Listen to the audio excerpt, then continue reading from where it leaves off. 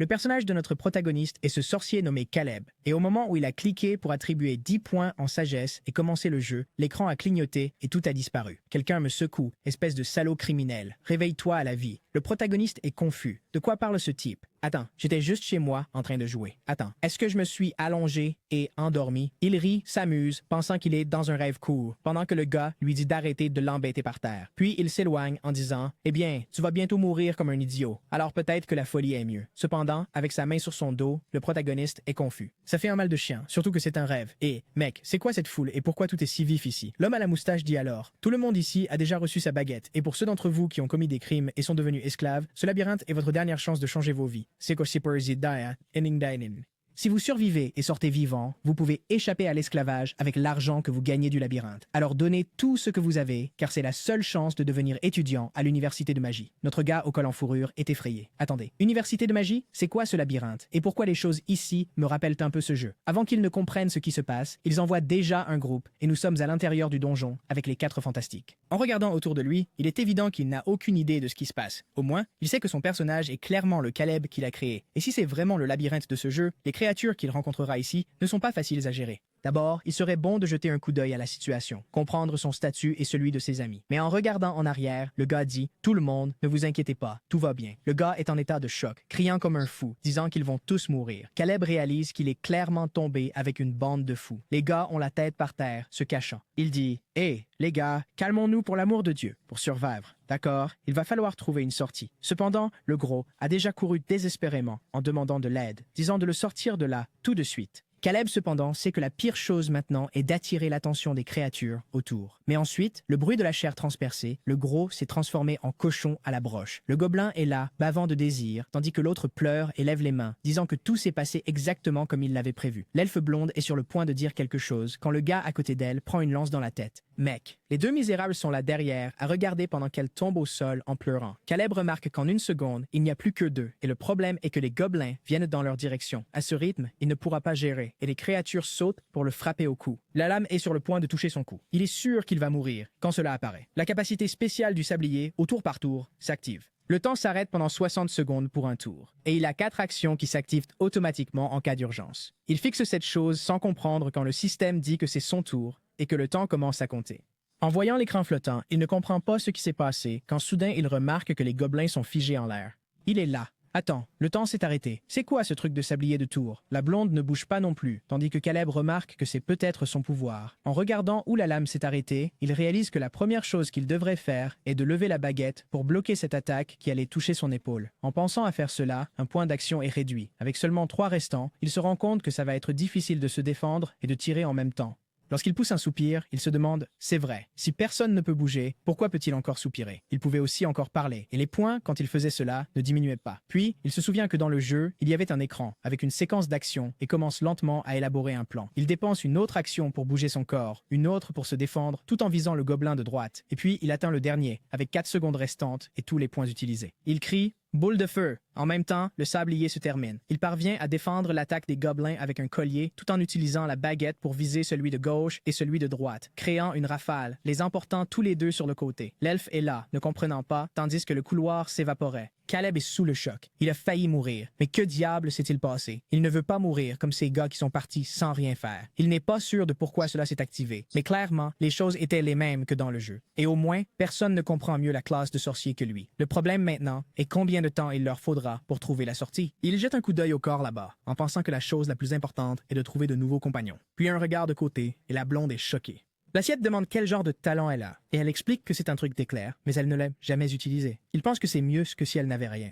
Puis il dit « Eh bien, même si tu ne l'as jamais utilisé, tu n'as pas le choix. Si un monstre t'attaque, n'hésite pas et lance ce truc. » Elle dit « Oh, d'accord », sans vraiment savoir comment. Puis il leur dit d'aller chercher la porte de sortie, tout en pensant qu'il ne sait pas si c'était un développeur ou une sorte de dieu qui l'a jeté dans ce pétrin. Cependant, il garantit qu'il survivra à ce labyrinthe. Le chapitre suivant dit qu'il y a quelques années, le labyrinthe est apparu avec les portails et des monstres ont été lâchés sur Terre. À cause de cela, d'innombrables aventuriers et sorciers sont morts. Pour les combattre, les gens ont commencé à être formés et jeter des esclaves dans ces labyrinthes est l'une des solutions. Au moins, c'est ce que Caleb sait de l'histoire. Il n'a aucune idée si c'est vrai, donc il qu'il vaut mieux qu'il soit prudent. La blonde traumatisée là-bas, qui a toujours cet air effrayé, se présente alors comme Yurnel. Il répond qu'il s'appelle Caleb, s'éloigne, tandis qu'elle reste là, voulant discuter, en disant que Caleb est soudainement calme et silencieux. Pendant le trajet, il parle beaucoup avec tout le monde. Cela le surprend, ce qui signifie qu'il y avait un lien avec lui avant qu'il ne prenne ce corps, ce qui est très dangereux, car il pourrait en finir par découvrir qu'il n'est plus la même personne. Yurnel lui dit alors qu'elle vivait dans la forêt des fées, dans ce qui ressemblait à une boutique de mission, mais c'était un service de trafic de drogue. Malheureusement, ils l'ont piégée, et sans pouvoir payer les choses, elle est devenue esclave. Caleb réalise qu'elle ne cesse de parler parce qu'elle a peur, mais il se retourne bientôt. Oh Yurnel, tais-toi, bon sang. La pauvre a eu une frayeur. Mais en fait, regarde le petit pied. Elle a marché sur le piège. Le sablier s'active, disant que c'est son tour, 59 secondes. Il pense qu'il a marché sur le piège, mais d'après ce que j'ai vu, c'était elle. Au moins, il sait qu'il doit rester calme et garder un œil sur les murs parce que c'est généralement de là que viennent ces pièges. Il n'y a pas de trou à côté de Yurnel. Il devait aussi regarder de son côté, alors il dépense un point d'action pour tourner la tête. Pas de trou non plus. Un autre point d'action pour regarder le plafond et rien. Donc, cela ne peut être qu'un piège au sol. Ce doit être ces pointes qui sortent et donnent un coup douloureux dans le pied. Cela pourrait aussi être une bombe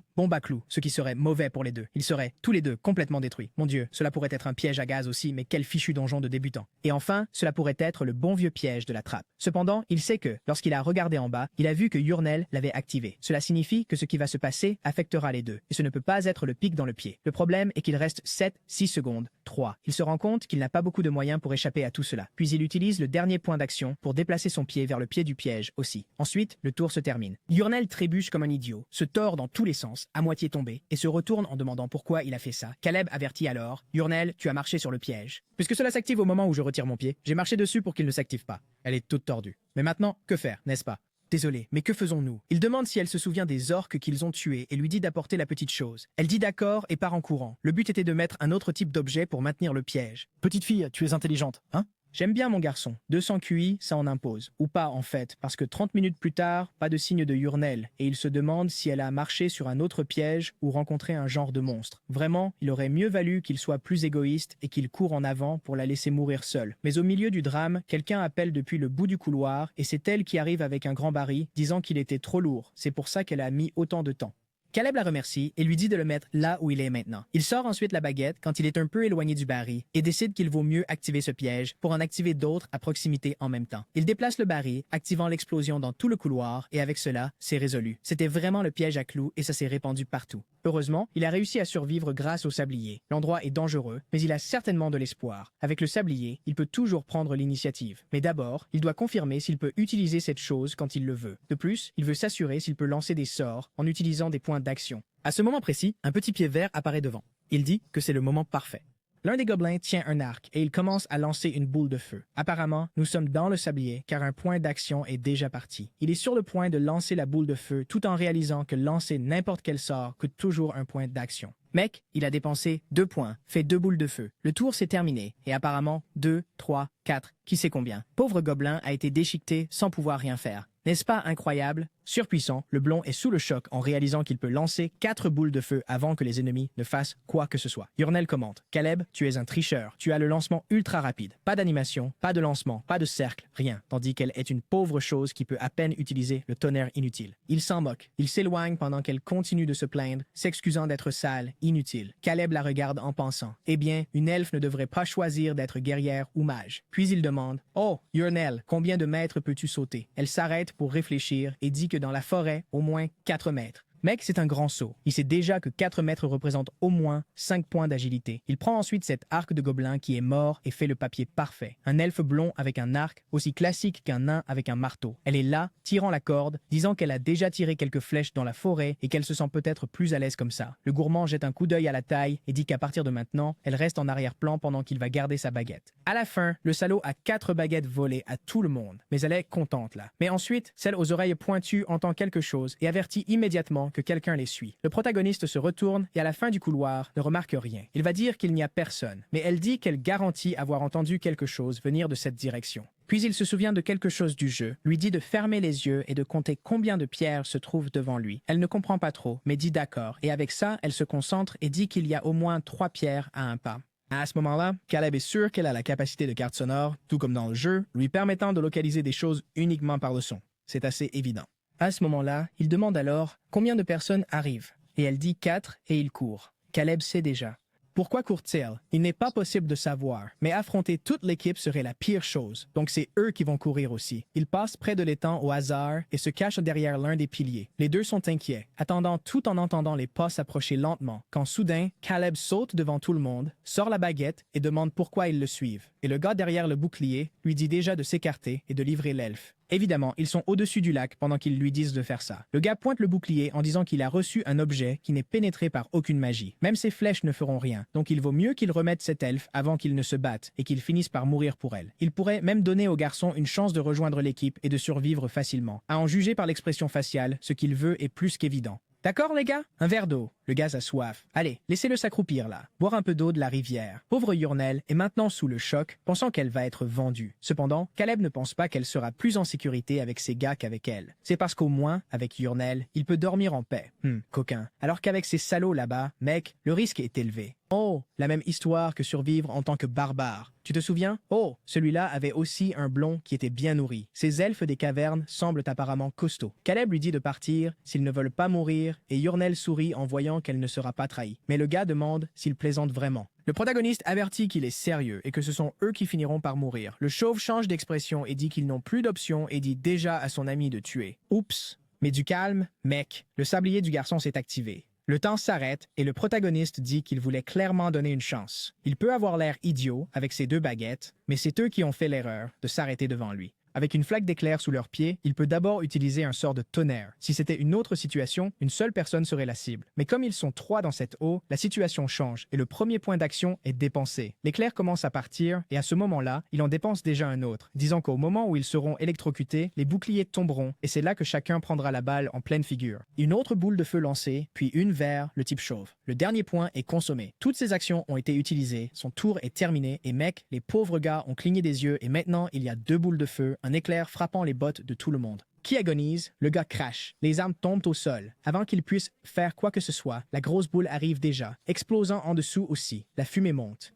Avec ça, il ne peut pas voir une autre boule de feu, qui arrive déjà au milieu de lui aussi, frappant le milieu du visage, explosant tout le monde. Ah, regarde ce protagoniste génial. Il a soulevé la fumée parce que, comme elle est une elfe, même sans rien voir, elle peut viser et tirer avec précision. Puis il lui dit déjà de continuer le barrage et de profiter de la fumée. Sa magie était encore en temps de recharge, donc il a besoin qu'elle en ait au moins abattu un. Le gars chauve a pris la boule de feu en plein visage, donc il doit au moins être tombé. Le temps passe, les gars là-bas agonisent, et le temps de recharge est à 2 secondes. Waouh, ce n'est pas si court, hein? Il lui dit de continuer à tirer des flèches, mais elle dit que tout le monde est déjà mort. Le protagoniste dit « Mais tu n'as tiré que 2 flèches. Comment 3 gars sont morts alors qu'un seul a pris une boule de feu? » Quand la fumée se dissipe, il y en a un avec une flèche dans le cœur et un autre qu'elle a touché dans le cou. La flèche a traversé et a atteint le milieu de la gorge de l'autre. Mec, fille brutale, hein? Non seulement elle était impitoyable, mais sa précision est parfaite. Le protagoniste est sous le choc. C'était un triple meurtre avec 2 flèches, et il la complimente en disant qu'elle est vraiment une elfe. Puis le gars chauve tousse et se réveille, réalisant qu'il n'a plus de main. Caleb trouve amusant qu'il soit vivant, tandis que le gars chauve veut savoir ce qu'il est. Comment quelqu'un peut-il lancer autant de sorts sans aucun enchantement? Pourquoi un tel talent existerait-il dans un endroit comme celui-ci? Je dois être d'accord avec le chauve, pas qu'il ait raison et soit une bonne personne, mais il dit « Ce fichu monde est très injuste. Vraiment, il est tombé sur le sorcier qui arrête le temps et lance 4 capacités à la fois. Oh, le protagoniste dit « Injuste, ne me fais pas ça, espèce de salaud. C'est toi qui es venu ici pour t'impliquer dans cette situation. » Le chauve, en pleurant, dit cependant « Ce n'est pas comme si les gens choisissaient d'être là. Il a été exilé et réduit en esclavage parce qu'il n'avait aucun talent magique. S'il avait la moitié du talent du garçon, il n'aurait pas à vivre comme ça. »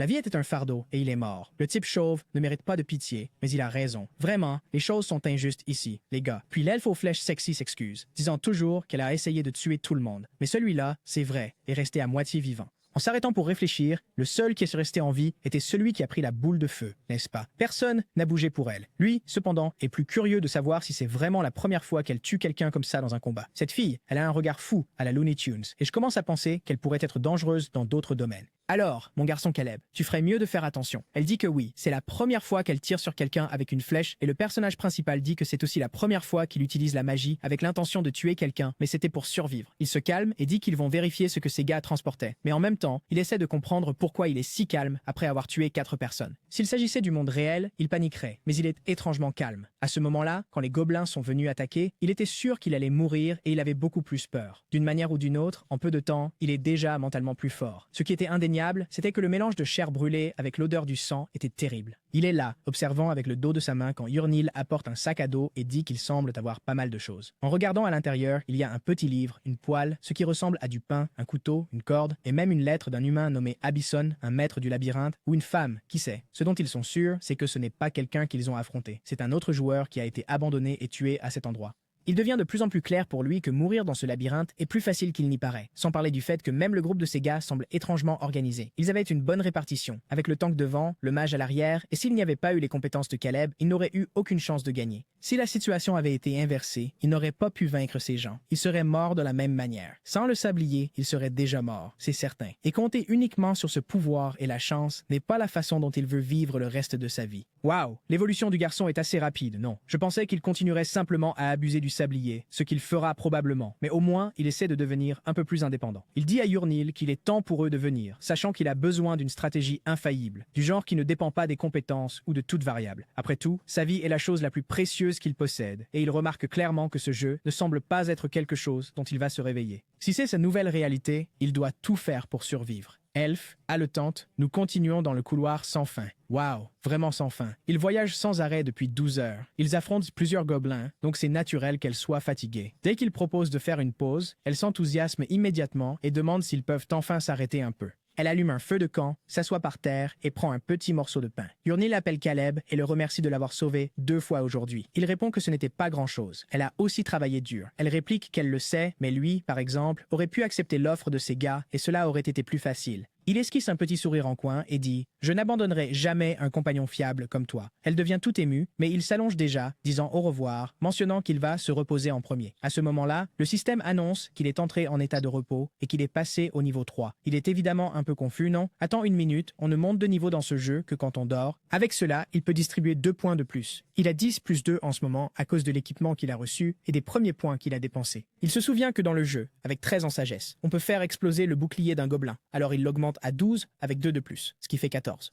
En plus, il pourrait aussi jeter un œil aux statistiques de Urnil, qui semble être passé au niveau 3. Il ouvre son profil et voit qu'elle a déjà 8 en agilité. Il peut aussi vérifier qu'elle a la carte sonore, n'est-ce pas, pour pouvoir voir sans avoir besoin de voir, juste par le son. Le protagoniste se lève alors, disant « Eh bien, comme prévu, je ne suis pas revenu à la réalité. » Elle est là, toute de travers, et il lui dit qu'elle peut aller dormir maintenant. Elle se jette par terre, le remerciant pendant qu'il pose le bouclier contre le mur, et elle lui demande ce qu'il va faire maintenant. Il explique que c'est juste une petite vérification. Il sort la baguette, boule de feu, le bouclier explose. En effet, la puissance avait augmenté, et la réalité est que cela ne semble pas être un rêve.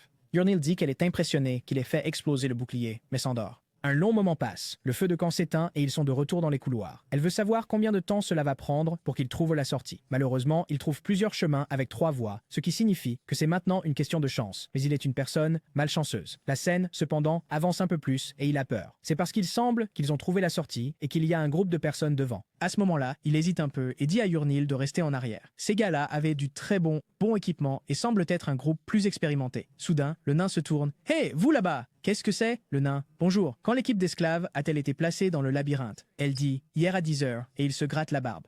Donc un jour et demi. Ils ont très bien survécu. Ils ont même atteint la sortie rapidement. Impressionnant. L'elfe a déjà réalisé qu'elle est inutile avec la magie et a pris un arc. La pauvre se fait surprendre et il continue. L'humain, quant à lui, tient 2 baguettes. Tu sembles trop confiant dans ta magie. Caleb dit oui. Le nain dit qu'il aime cette réponse. L'humilité est insignifiante. Par hasard, garçon, as-tu une baguette de boule de feu? Le protagoniste répond encore une fois que oui. Et le nain demande à un certain Zikul ce qu'ils vont faire. Le poilu répond « Je ne sais pas. Nous ne pouvons pas rester ici longtemps. » Emma. Eh bien, s'il semble si confiant, recrutons-le. Cependant, le nain dit que c'est trop de confiance. À la fin, il n'est qu'un esclave et un mage. Nous allons finir par être déçus par quelqu'un ici. Zikul est d'accord et dit « D'accord, et qui allons-nous choisir? Il n'y a pas d'autre option. Considérant le niveau d'Abyssin, nous allons finir déçus. » En entendant ce nom, Caleb se souvient que la carte de joueur qu'il a trouvée appartenait à cette personne. Il demande alors « Par hasard, avez-vous perdu un de vos camarades qui était mage? » Le nain dit oui. Nous l'avons perdu à cause d'une guêpe noire au premier étage. C'était un ami que j'aimais beaucoup, même si les décisions étaient discutables dans ce combat. Et maintenant, il est mort. Emma lui dit de se taire. Elle avait utilisé un pouvoir de préservation, donc il n'est pas mort. Il pourrait être ressuscité s'ils apportaient un parchemin de résurrection. Ils sont là à discuter, à parler, tandis que Caleb observe. Au moins, maintenant, il en est sûr. De l'autre côté de cette porte se trouve la sortie qu'il doit désespérément franchir. Mais apparemment, un mage est nécessaire. Probablement pas les morts vivants, puisqu'ils ont un prêtre et l'auraient fait car ce serait facile.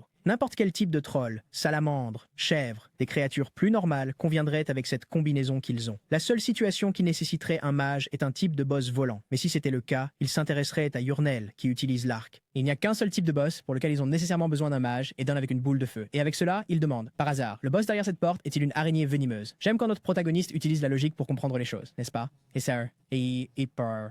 Tout Albert Einstein, le garçon. Et le trio est là, sous le choc, voulant savoir comment il le sait. Le nain lui demande de répondre comment il sait et ce qu'il sait sur le labyrinthe. Ce à quoi Caleb répond qu'il sait un peu. Il sait que cette araignée venimeuse est un boss avec un venin mortel. Évidemment, elle fait des choses d'araignée. Elle tire des toiles et piège ses cibles. Le problème, c'est qu'elle est extrêmement rapide. Habituellement, les portes sont déjà fermées, et quand vous êtes pris dans la toile, tout se bloque. Il est presque inévitable qu'un groupe pris au piège finisse par mourir. La seule façon de contrer ce boss est avec la bonne vieille magie du feu. En mettant le feu au plafond, vous pouvez essentiellement éliminer une bonne partie de toutes ces toiles. C'est la stratégie de base nécessaire, et le protagoniste dit « Pour vaincre ce boss, vous avez besoin de moi ». Emma crie qu'elle est d'accord. Ezekiel aussi, disant que, eh bien, il semble que le garçon ait compris rapidement, donc il est la solution. Les yeux du nain brillent. Il dit « D'accord, les deux feraient temporairement partie de leur groupe ». Cependant, Caleb dit « Non ». Et puis, ils sont comme « Hein? Qu'est-ce que tu veux dire ?» Confus, Yurnel dit « Hein, Caleb, pourquoi refuses-tu? Nous devons sortir d'ici. » Il explique ensuite « Cela semble être une bonne occasion de tuer le boss, surtout que, tu sais, nous allons enfin pouvoir sortir de cet endroit. Mais il y a quelque chose de très important qu'ils ne nous ont pas dit. Le nombre de personnes qui peuvent passer par cette porte est de 4. L'expression de Yurnel a déjà changé et il dit « La porte est très instable en ce moment et une seule personne peut passer à la fois. »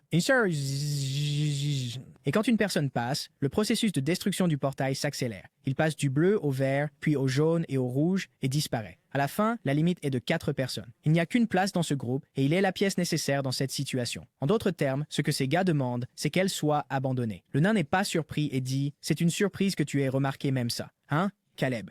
Je ne voulais pas le cacher, alors je m'excuse. Je reconnais que ce serait parfait si nous pouvions vous emmener tous les deux, mais ce dont nous avons besoin, c'est d'un mage. Alors je veux vous donner une dernière chance de revenir vivant. C'est juste Caleb qui les aide et la fille elfe qui part. À ce moment-là, Yurnel est là, tremblante, pensant qu'elle va être abandonnée maintenant. Cependant, s'il y a une chose que j'ai apprise dans cette vie, c'est qu'un protagoniste n'abandonne jamais une elfe. Caleb pense, cette offre est si bonne que je me dis que cela pourrait être une bonne solution. Mais même si je parviens à m'échapper de cet endroit, si je ne sors pas de l'esclavage, je serai jeté à nouveau dans le labyrinthe. La chose la plus importante est, est-ce que ces gars formeront un groupe avec moi quand nous sortirons d'ici? Évidemment non, étant donné à quel point ils sont plus avancés. Je vais juste être abandonné et jeté dans un groupe d'esclaves et finalement laissé ici. Sans parler du fait que je n'aurai peut-être pas la chance de tomber avec quelqu'un d'aussi compétent que Yurnel. Et avec cela, il dit « Yurnel, je suis désolé de leur dire, mais je ne vais pas t'abandonner. » Tout le monde est choqué, évidemment, même Yurnel, les oreilles tombantes. N'y a-t-il pas de compréhension? Et avec cela, il dit qu'en fait, il veut leur faire une suggestion. Que diriez-vous de nous engager? Le nain est un peu confus. Engager? Vraiment? Attendez une minute, de quoi parlez-vous? Vous ne voulez pas concourir pour la porte et vous voulez plutôt un paiement. Dites-nous combien vous demandez. Caleb dit qu'il veut 10 000 pièces d'or. Apparemment, c'est beaucoup, car Yurnel est sous le choc. Cependant, il connaît très bien la valeur des choses. Tout ce qu'ils ont collecté ce dernier jour dans le labyrinthe totalisera environ 2000 or.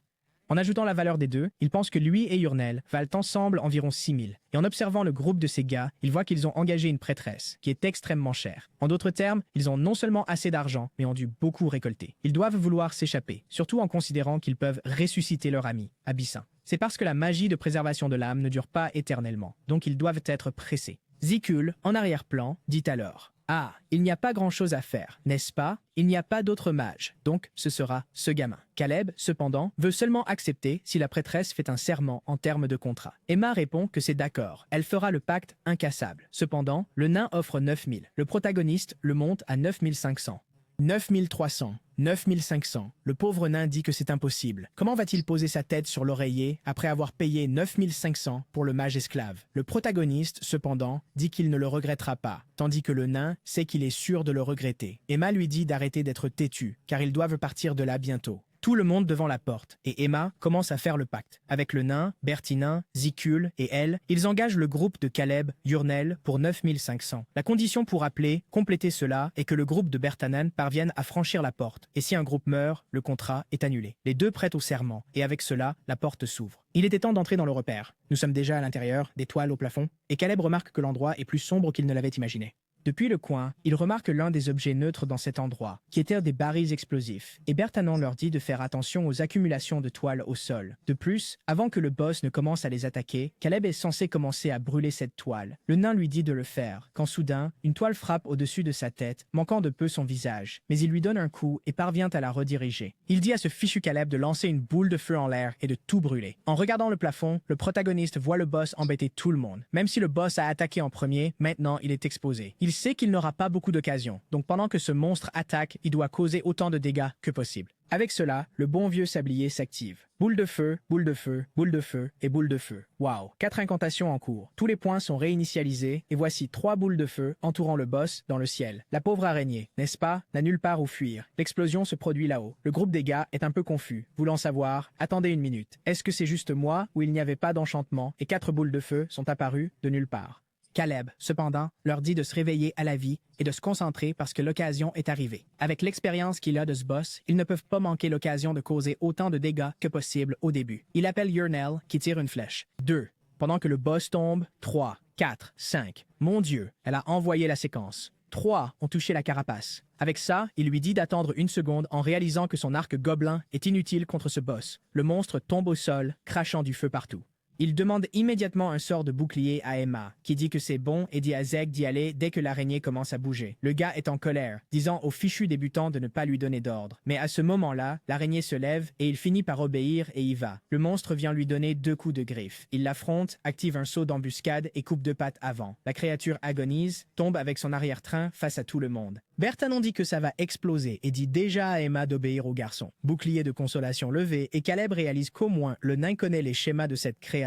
Le problème est que la chose la plus importante ici est de trouver un moyen d'arrêter l'explosion de venin. Avec cela, il sort une autre baguette et utilise une attaque de glace perçante, qui va directement sur son ventre, commençant une congélation. Il dit ensuite à Emma de retirer le bouclier et à Bertanon d'y aller. Ils sont un peu confus, mais ils crient, disant au fichu nain de commencer à causer des dégâts. Bertanon veut discuter, disant que c'est le moment d'utiliser le bouclier, mais le protagoniste lui dit d'y aller et de commencer à obéir, pour l'amour de Dieu. En pensant que dans le jeu, c'est tellement plus facile, les fichus personnages obéissent, c'est juste un clic. Bertanon finit par y aller, disant qu'il ne comprend pas pourquoi ce garçon veut commander quelque chose. Mais d'accord. Il fait ce saut. Nous sommes en plein vol. Il arrive avec cette coupe verticale précise sur la tête de la créature.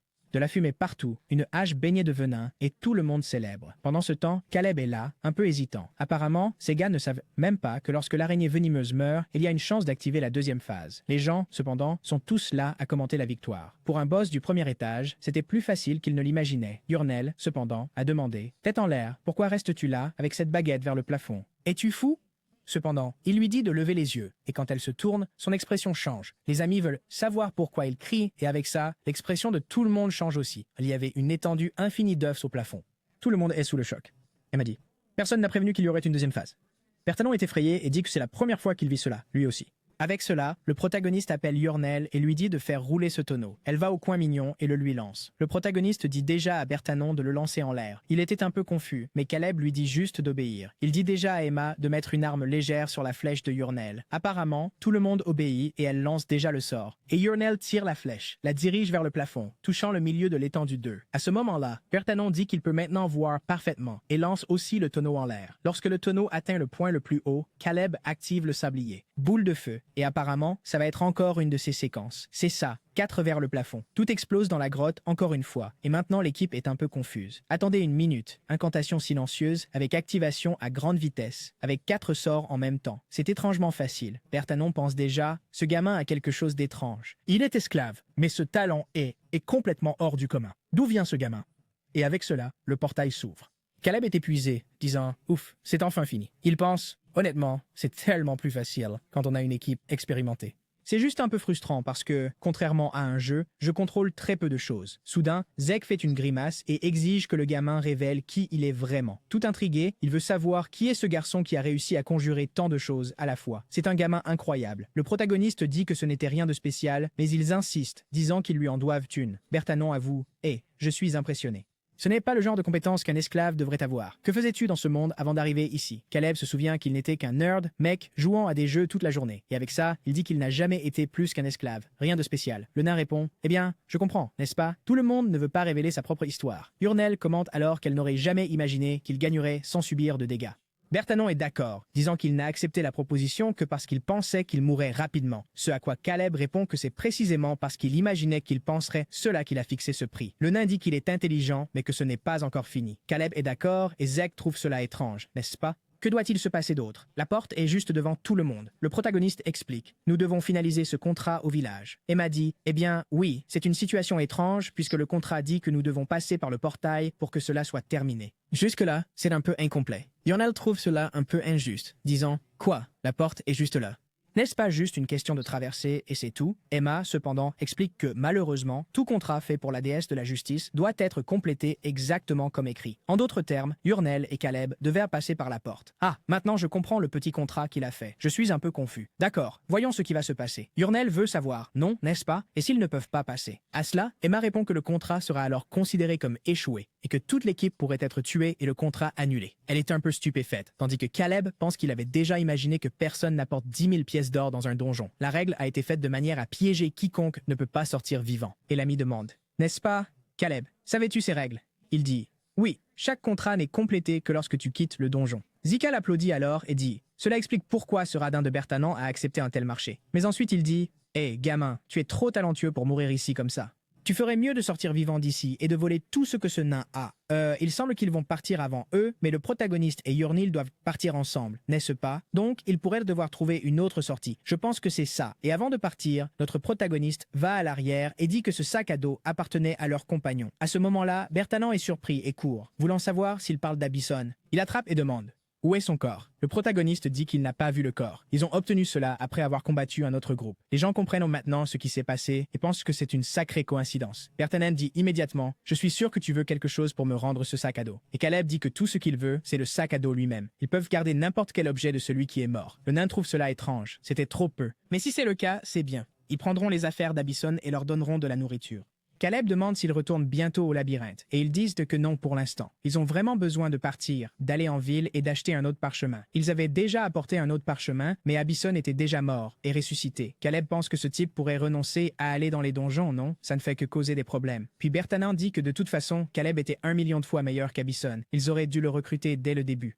Pendant qu'il loue à Caleb, la pauvre Yurnil a les oreilles baissées, triste, se sentant inutile. Voilà qu'elle arrive avec le drame. Pourquoi ne prenez-vous pas Caleb avec vous? Tout le monde est choquée parce que, en théorie, je pense que cela signifie qu'elle mourrait, non? Le protagoniste est un peu confus et elle explique. Si une personne arrive avec vous au village, ça compte déjà. De cette façon, aucune équipe ne sera supprimée. Et avec ça, vous sortirez tous vivants. Caleb garde 9500, devient un citoyen libre et rejoint votre groupe. Emma, cependant, pose la question évidente. D'accord, que va-t-elle faire? Ça doit déjà être assez difficile de survivre aux côtés de Caleb. Imaginez si elle est seule, elle ne tiendra pas une journée là-bas, parce qu'elle répond qu'elle ne pense même pas qu'ils réussiront à retrouver la sortie. Au rythme où vont les choses, ils mourront de toute façon là-bas. C'est pourquoi elle demande à Caleb, s'il te plaît, de ne pas penser à elle et de simplement partir. Elle serait morte depuis longtemps et n'oubliera jamais. En fait, elle le fera. Tu vas mourir et tu ne te souviendras de rien, ma chère. Le monde est cruel. Bertanan, un peu gêné, dit à l'elfe qu'elle doit comprendre que recruter des gens d'une autre équipe à l'intérieur d'un donjon est considéré comme un peu impoli. Je suis un peu confus avec ce fichu nain. Il dit cela comme s'il ne le voulait pas, mais ensuite il se tourne et dit au protagoniste qu'il veut le recruter en tant que membre officiel. Non, attends. Si Caleb accepte, il embauchera officiellement les deux pour recevoir 25% des bénéfices, plus les 9500. Je veux juste comprendre comment tout le monde va sortir de là. Même le protagoniste pense que cette offre est étrangement généreuse. Puis Yurnil lui dit que ça va. Elle arrivera à survivre. Il ne peut pas mourir là-bas juste à cause d'elle. Quand elle dit qu'elle veut finir ça avec un sourire, une nouvelle mission apparaît. Opportunité d'expansion du sablier. Si tu restes aux côtés de Yurnil maintenant, sa confiance atteindra 100%. Comme s'il allait laisser tomber les oreilles tombantes, n'est-ce pas, mec? Oh, et le système explique que lorsqu'il est au-dessus de 80%, n'est-ce pas, la confiance d'une personne, il peut donner des ordres à cette personne pendant son tour. Et après la fin du tour, la personne, en quelque sorte, reprend le contrôle d'elle-même. Donc, en gros, il peut un peu organiser tout le monde là-bas en même temps. Puis il réalise que c'est comme un jeu. Il évolue et débloque de nouvelles capacités. Et évidemment, cette possibilité de donner des ordres aux membres de l'équipe est super puissante, surtout en considérant que Yurnil obéirait à tout. Hé, à quoi penses-tu, mec? D'accord. Il conclut que cela ne fonctionnerait pas avec des choses extrêmes, comme, par exemple, ne pas respirer pendant 2 heures. Il peut probablement seulement indiquer des choses basiques, comme viser ici, tirer sur cette cible ou sauter en arrière. Cela coûterait probablement aussi un point d'action. Mais d'un autre côté, il pourrait contrôler beaucoup plus au milieu du combat. Bertanen lui dit alors de répondre rapidement. N'est-ce pas? Que va-t-il choisir? Le protagoniste est là, voulant réfléchir davantage, alors il active le sablier pour penser, se demandant laquelle des deux options donnerait un meilleur résultat. Il ne sait pas ce que cela causera dans son avenir, donc il doit être prudent. Dans l'une des options, il a le sablier et un archer. Dans l'autre, il peut s'échapper instantanément du donjon et rejoindre un groupe de vétérans. Pour être honnête, je pense que la meilleure option est Yurnil, même si je pense aussi qu'il finira par payer un prix élevé. Il fait l'évident, n'est-ce pas? Il lui tire le bras et dit qu'il apprécie l'offre, mais la réponse est la même. Il veut s'échapper de ce donjon avec elle pour qu'il puisse traverser maintenant sans eux, comme prévu. Cet elfe, avec ce visage de Looney Tunes, ne me trompe pas. Quelque chose ne va pas. Cependant, l'équipe du gars est choquée, demandant s'il est sérieux. Caleb dit oui, il est très sérieux, tout en pensant que même si c'est une option risquée, c'est la meilleure décision et celle qu'il prendrait si c'était un jeu. À long terme, faire évoluer Yurnil rapporterait plus de profit, sans parler du fait qu'il ne peut pas être si froid au point de l'abandonner là. Elle continue de demander, voulant savoir pourquoi il ne part pas, tandis qu'il pense juste qu'il serait trop difficile de vivre avec la culpabilité. Soudain, Zikal appelle. Il fait la même chose encore, n'est-ce pas? Appelle avec un visage en colère puis devient ému, disant que Caleb est le type le plus cool qu'il ait jamais rencontré. Parmi les amateurs, parmi les débutants, il est incroyable.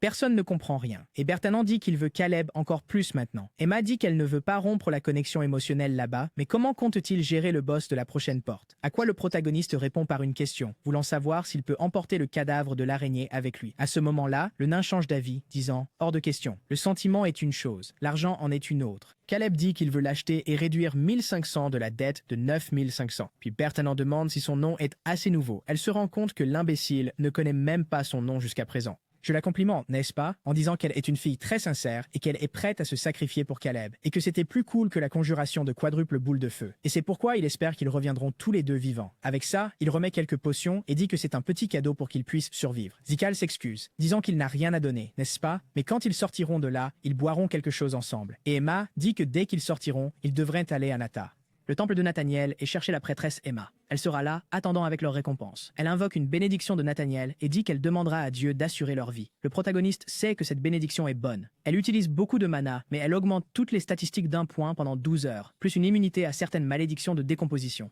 Cependant, enfin, le moment est venu, et ils sont face au portail, faisant signe d'adieu, leur disant de se souvenir d'eux. 2 passent, et le portail devient jaune. Britannum sort une pierre de mana, qui dans les donjons fait réapparaître les portails plus rapidement. Donc c'est comme si vous étiez gentil. Maintenant, la chose est déjà rouge, et il dit que lorsqu'ils passeront, ils devraient aller à la guilde des aventuriers et le chercher. N'est-ce pas? Britannum, un nom qu'il ne devrait pas oublier. Le portail se ferme et Yurnel tombe au sol, toujours en train de demander, n'est-ce pas? Pourquoi a-t-il fait ça? Comment vont-ils faire, tous les deux seuls, pour affronter le prochain boss? Même s'il était préparé, il remarque que pour elle, c'était encore trop. Mais elle n'a pas à s'inquiéter, car son corps a été mariné dans des années d'addiction à ce jeu, et il a déjà tout calculé sur la façon dont ils vont s'en sortir. Puis il lui dit d'arrêter de pleurer et de commencer à arracher les pattes de l'araignée. Enfin, sa confiance atteint 100%, et maintenant il peut donner des ordres directs. Le son de la peau qui se déchire résonne dans les couloirs, et Yurnel dit qu'elle ne dit pas ça parce qu'elle ne veut pas travailler, mais qu'elle est prête à se tuer pour lui. Mais pourquoi ne l'aide-t-il pas, et pourquoi est-ce seulement elle qui collecte ces choses de cette créature? Caleb dit « Fais-moi confiance, continue de déchirer. » J'ai mes raisons.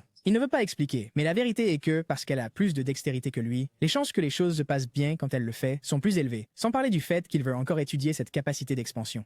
Il doit commencer à planifier les futurs combats en tenant compte de cela, et à la fin de la capacité, il est maintenant indiqué, les actions ou commandes difficiles contre sa nature ne seront pas exécutées. Il ne sait pas s'il peut, par exemple, lui ordonner de frapper des amis, ne sait pas s'il peut lui ordonner de tourner en lançant des éclairs partout. Il doit rapidement découvrir quelles limites il peut lui imposer, qui en ce moment est toute heureuse, disant qu'elle a enfin arraché toutes les dents. Le protagoniste dit « Parfait, maintenant ils doivent juste commencer à fabriquer des flèches empoisonnées. » Elle est toute contente, disant qu'elle ne savait pas qu'elle avait un tel talent pour arracher les dents. Pendant que le gars est sous le charme, mon ami, il dit qu'il y a une seconde elle pleurait, mais maintenant en voyant son sourire, c'est comme ça qu'il la préfère.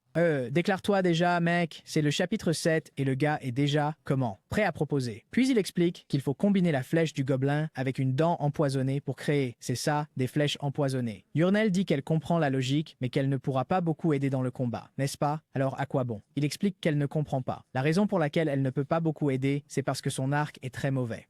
Pour sa classe, l'objet et la flèche que tu utilises sont les choses les plus importantes. Puisqu'ils ne pourront pas obtenir un bon arc dans ce donjon, ils devront avoir de meilleures flèches. En combinant les matériaux nécessaires, ils peuvent fabriquer cette flèche spéciale. Et avec un poison dangereux comme celui-ci, même un arc médiocre devient mortel. La partie ennuyeuse est que c'est un peu un pari de réussir à fabriquer ce type d'objet. C'est une combinaison qui peut mal tourner. Mais soudain, elle demande déjà si c'est pour combiner comme ça. Il se tourne un peu. Hein? Comment as-tu fait ça? Elle dit. Eh bien, j'ai appuyé sur la flèche à l'arrière et ça a marché. Il pense qu'elle a une étrange aptitude pour fabriquer des objets, mais parfait. Maintenant qu'elle a la flèche empoisonnée, tout ce qu'elle a à faire est de la garder pour quand il le demandera, et il est temps de reprendre la marche à travers le labyrinthe. Avec ça, nous marchons dans les couloirs quand il décide de tester l'expansion du sablier. Il active la capacité, 60 secondes comme toujours, et les 4 points d'action apparaissent. Il ordonne à Yurnel de lui donner une bouteille d'eau du sac à dos, mais étrangement, il ne perd aucun point d'action. Puis il réalise que c'est peut-être parce que ce n'est pas lui qui le fait. Dès que la capacité se termine, elle va au sac à dos, prend la bouteille, et il demande pourquoi elle la lui tend sans raison. Elle, un peu confuse, répond qu'il semblait peut-être avoir soif. Caleb sourit. Il semble que son esprit crée une sorte de raison pour qu'elle effectue cette action, mais il devra comprendre comment cela fonctionne dans un combat. Et l'occasion parfaite se présente avec 2 gobelins au bout du couloir. Il dépense un point d'action pour conjurer une boule de feu et lui ordonne de tirer une flèche sur la jambe du gobelin à l'arrière. Le tour se termine et la boule de feu est lancée en premier et la flèche atteint la cuisse. Le gobelin tombe au sol. Il arrive déjà avec la baguette au visage et reçoit un autre coup brûlant. Il demande alors « Yurnel, pourquoi as-tu décidé de viser la jambe et non la tête ?» À quoi elle répond que dans la position où il était, la jambe semblait être une cible plus facile. Puis il réalise qu'elle invente toujours une excuse et semble très bien obéir. Ce sera vraiment la carte maîtresse parfaite pour les situations où il ne peut pas se sauver ou, par exemple, des choses que seule une femme peut faire. Qu'essayes-tu de dire avec ça, mec? Il se souvient, n'est-ce pas, qu'elle ne peut rien faire contre sa personnalité. Ouf, ça me fait peur. Caleb maintenant, il décide de tester pour voir comment ça fonctionne. D'accord. Il lui dit de faire une danse bibion. Apparemment, ça doit être, n'est-ce pas, une danse de Corée. Et évidemment, elle ne fait rien. Elle a juste l'air un peu confuse. Il décide alors de tester à nouveau et lui donne l'ordre de faire n'importe quel type de danse. Elle fait un pas en avant et commence à faire je ne sais quel genre de danse. Le protagoniste la regarde et elle se rend compte qu'elle fait n'importe quoi. Puis il s'éloigne, réalisant que, eh bien, au moins, ça a fonctionné, non? Nous continuons à travers les couloirs et ce garçon veut toujours activer cette magie. Bon sang, arrête avec ce sablier de contrôle gamin. Mais non, il est inarrêtable. Il l'a activé à nouveau et lui a dit de dire tout ce qu'elle sait sur lui avant qu'il n'entre dans le donjon. Elle arrive alors, aussi naturellement que la lumière du jour, et dit « Maintenant que je me souviens, sur le bateau, tu parlais de la raison pour laquelle tu es devenu esclave. Il semble que tu as tué quelqu'un. » Le protagoniste s'étrangle, voulant savoir qui il a tué. Elle dit qu'elle ne sait pas exactement, mais elle imaginait qu'il serait beaucoup plus effrayant. Heureusement, c'est juste une personne normale. Elle est sûre qu'il devait avoir ses raisons. Il dit que oui, il avait beaucoup de raisons, tout en pensant que maintenant, il est fichu. Apparemment, il y a quelqu'un dans le monde qui pourrait ne pas beaucoup l'aimer. Elle, cependant, continue de donner des informations, disant qu'il semble qu'il ait tué quelqu'un de la race des renards. Caleb se souvient que les renards dans ce jeu sont extrêmement intelligents, doués en magie et assez attirants pour charmer n'importe qui. C'est toi, mec. N'essaie pas de projeter cette préférence pour les fourrures sur toute la population. Yurnel continue, disant qu'elle est sûre que cette femme a dû faire quelque chose de terrible pour qu'il la tue. Il se retourne simplement et commence à marcher, disant qu'il s'est passé beaucoup de choses. Mais mec, pas maintenant. Tais-toi. Retourne le sablier et dis-lui de se taire, pour l'amour de Dieu. Elle commente. Donc avant de venir ici et de devenir esclave, tu étais un explorateur, n'est-ce pas, dans une ville à l'est. Autant que je sache, dans chaque groupe d'esclaves, ils incluent toujours quelqu'un avec de l'expérience. Vous êtes probablement cette personne dans ce groupe. Le protagoniste commence à comprendre un peu son passé et pourquoi il s'est retrouvé dans ce corps spécifique. À ce moment-là, en tournant le coin, il se retrouve face à un grand portail de sortie. Il est surpris, pensant qu'il trouverait la sortie, mais aussi rapidement. C'est presque trop de chance. Pendant ce temps, Yurnel est sur le côté et dit qu'elle a trouvé quelqu'un. Et regarde ça. Par le visage, c'est le gars, Abyson, inconscient. Apparemment, il est sous la magie de préservation de l'âme, donc on dirait juste qu'il dort. Par son visage et ses cheveux, ils sont sûrs qu'il venait d'une famille riche. Caleb dit que, oui, ce genre de magie est extrêmement coûteux, alors qu'ils ne sont que des esclaves ordinaires. Yurnel est impressionnée. Elle n'avait jamais vu ce genre de résurrection ou quoi que ce soit de semblable devant elle. Caleb commente alors que peut-être, s'ils prennent le corps, la famille pourrait donner une bonne récompense. Le seul problème est que, dans ce cas, le gars a une jambe en moins. Il demande alors « Entends-tu une créature qui semble mâcher ?» Elle tend l'oreille et dit immédiatement « Oui, il y a un bruit dégoûtant. » Il demande s'il y a des battements d'ailes et elle dit « Non, il n'y a pas d'ailes. » Caleb est confus. Si c'était la guêpe noire, comme l'a dit le nain, elle devrait entendre des ailes battre. Il dit alors qu'ils devront jeter un œil dans la pièce d'où vient le bruit. Elle se dirige de l'autre côté, disant qu'ils n'ont même pas besoin d'aller loin. Là, ils trouvent un œuf de guêpe noire. Le protagoniste regarde autour. Un œuf seul comme ça? Quelque chose cloche. Si des aventuriers avaient vraiment combattu ici, il devrait y avoir des traces sur les murs. Mais il n'y a rien. Juste un œuf au milieu de cette pièce et quelque chose ne sent pas bon. Soudain, son expression change et il demande s'il y a eu des cas où des aventuriers disparaissent dans ce labyrinthe. Yurnel s'arrête pour réfléchir et dit qu'il y a eu un cas de quelqu'un qui attaque par derrière. Un gars qui aurait tué la guêpe noire seul alors que toute son équipe a été tuée. Elle veut savoir pourquoi il est curieux à ce sujet, tandis que Caleb dit qu'il le savait. L'un des plus gros problèmes est apparu pour lui, un voleur, qui est la classe la plus difficile à gérer pour un mage. Il demande alors si elle a déjà entendu parler d'un aventurier possédé. Elle réfléchit et dit non. Il se rend compte qu'en effet, c'est quelque chose de rare, même dans ce monde. Même lui, qui avait exploré les ruines de ce jeu d'innombrables fois, n'avait vu que quelques cas d'aventuriers possédés. En gros, ce sont des personnes dont les âmes ont été prises par les maîtres du donjon et qui servent cet endroit. Ils ont le statut de folie incurable et le problème est qu'ils peuvent utiliser toutes leurs anciennes compétences, mais ils sont encore plus forts. Maintenant, il a été expliqué pourquoi ils ont trouvé la sortie si facilement, sans beaucoup de monstres. Yurnel demande s'ils ont des ennuis et il réalise qu'il lui fait peur. C'était la pire option, même s'il était vraiment un peu inquiet. Il lui dit alors de se détendre, qu'elle l'a à ses côtés, donc il n'y a aucun danger. Dans le chapitre suivant, nous sommes au bar et Bertinan dit qu'il disait la vérité. Oh mec, arrête. Mon ami, tu es en train de me dire que tu as trouvé un gars qui a conjuré 4 sorts sans dire un mot en même temps. Ce serait le génie du siècle ou quelque chose de jamais vu auparavant. Bertinan dit que s'il ne veut pas le croire, alors tant pis, mais il dit la vérité. À quoi le gars répond « D'accord, d'accord. Quand ton ami légendaire se montre, tu reviens ici alors. » Il jette la chope de bière et Bertinan dit qu'il n'a même pas encore commandé. Ce à quoi le barman plaisante en disant que c'est comme son ami. C'est la conjuration silencieuse. Le nain se met en colère et boit, voulant frapper ce salaud. Un peu plus tard, le gars au bar demande « Ezekiel, comment s'en est-il sorti ?» Bertinan explique « Oh, ce n'était pas si mal. Son expérience est correcte et ses compétences sont bonnes. » L'ami dit « C'est évident qu'il est bon. C'est lui qui a présenté cette personne. Avec assez d'expérience, il deviendra le prochain Backstabber, qui est le nom du gars qui apparemment doit être le possédé. » Bertinan dit « Pour l'amour de Dieu, si le Backstabber est l'un des plus célèbres de tous, le pauvre Ezekiel ne peut pas se comparer au gars qui a porté 2 personnes seules au 2e étage. C'est juste dommage qu'une personne avec ce talent ait été capturée tout de suite par le maître du donjon. » Pendant qu'il se lamente, soudain quelqu'un arrive à la porte en appelant Bertinan, et voici la maman inquiète. « Où est mon fils, Abyssone?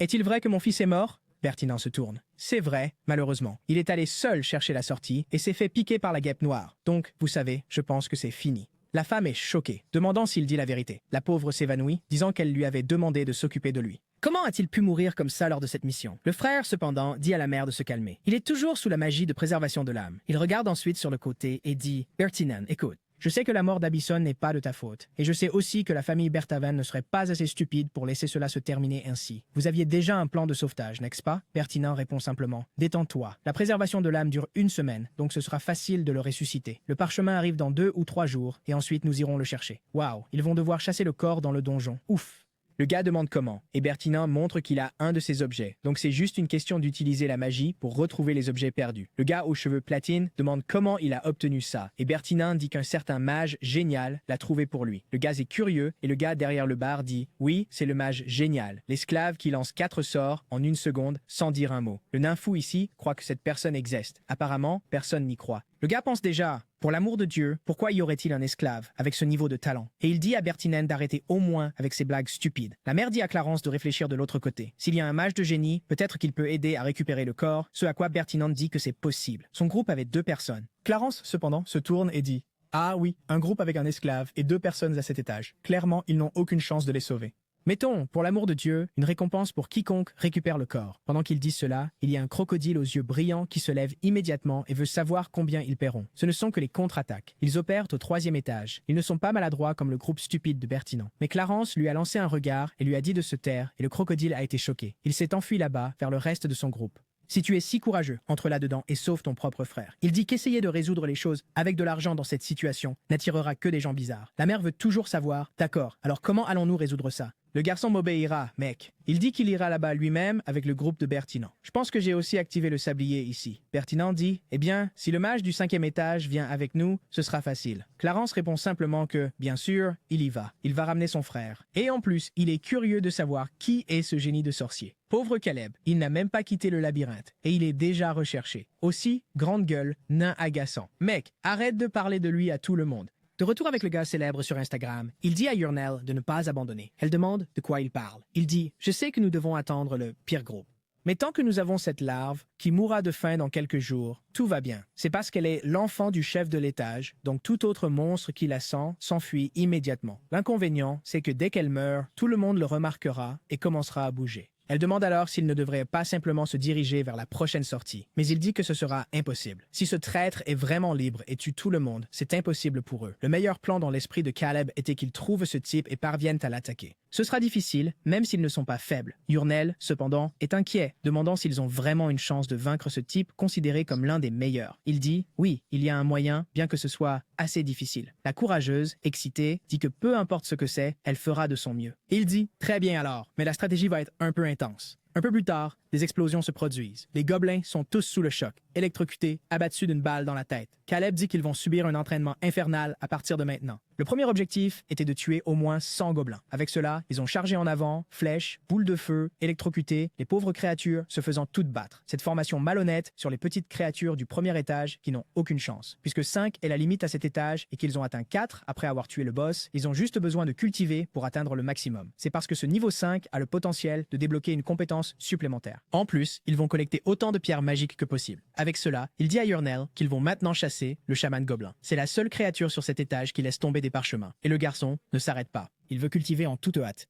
Il fait déjà nuit et la pauvre fille est épuisée par terre.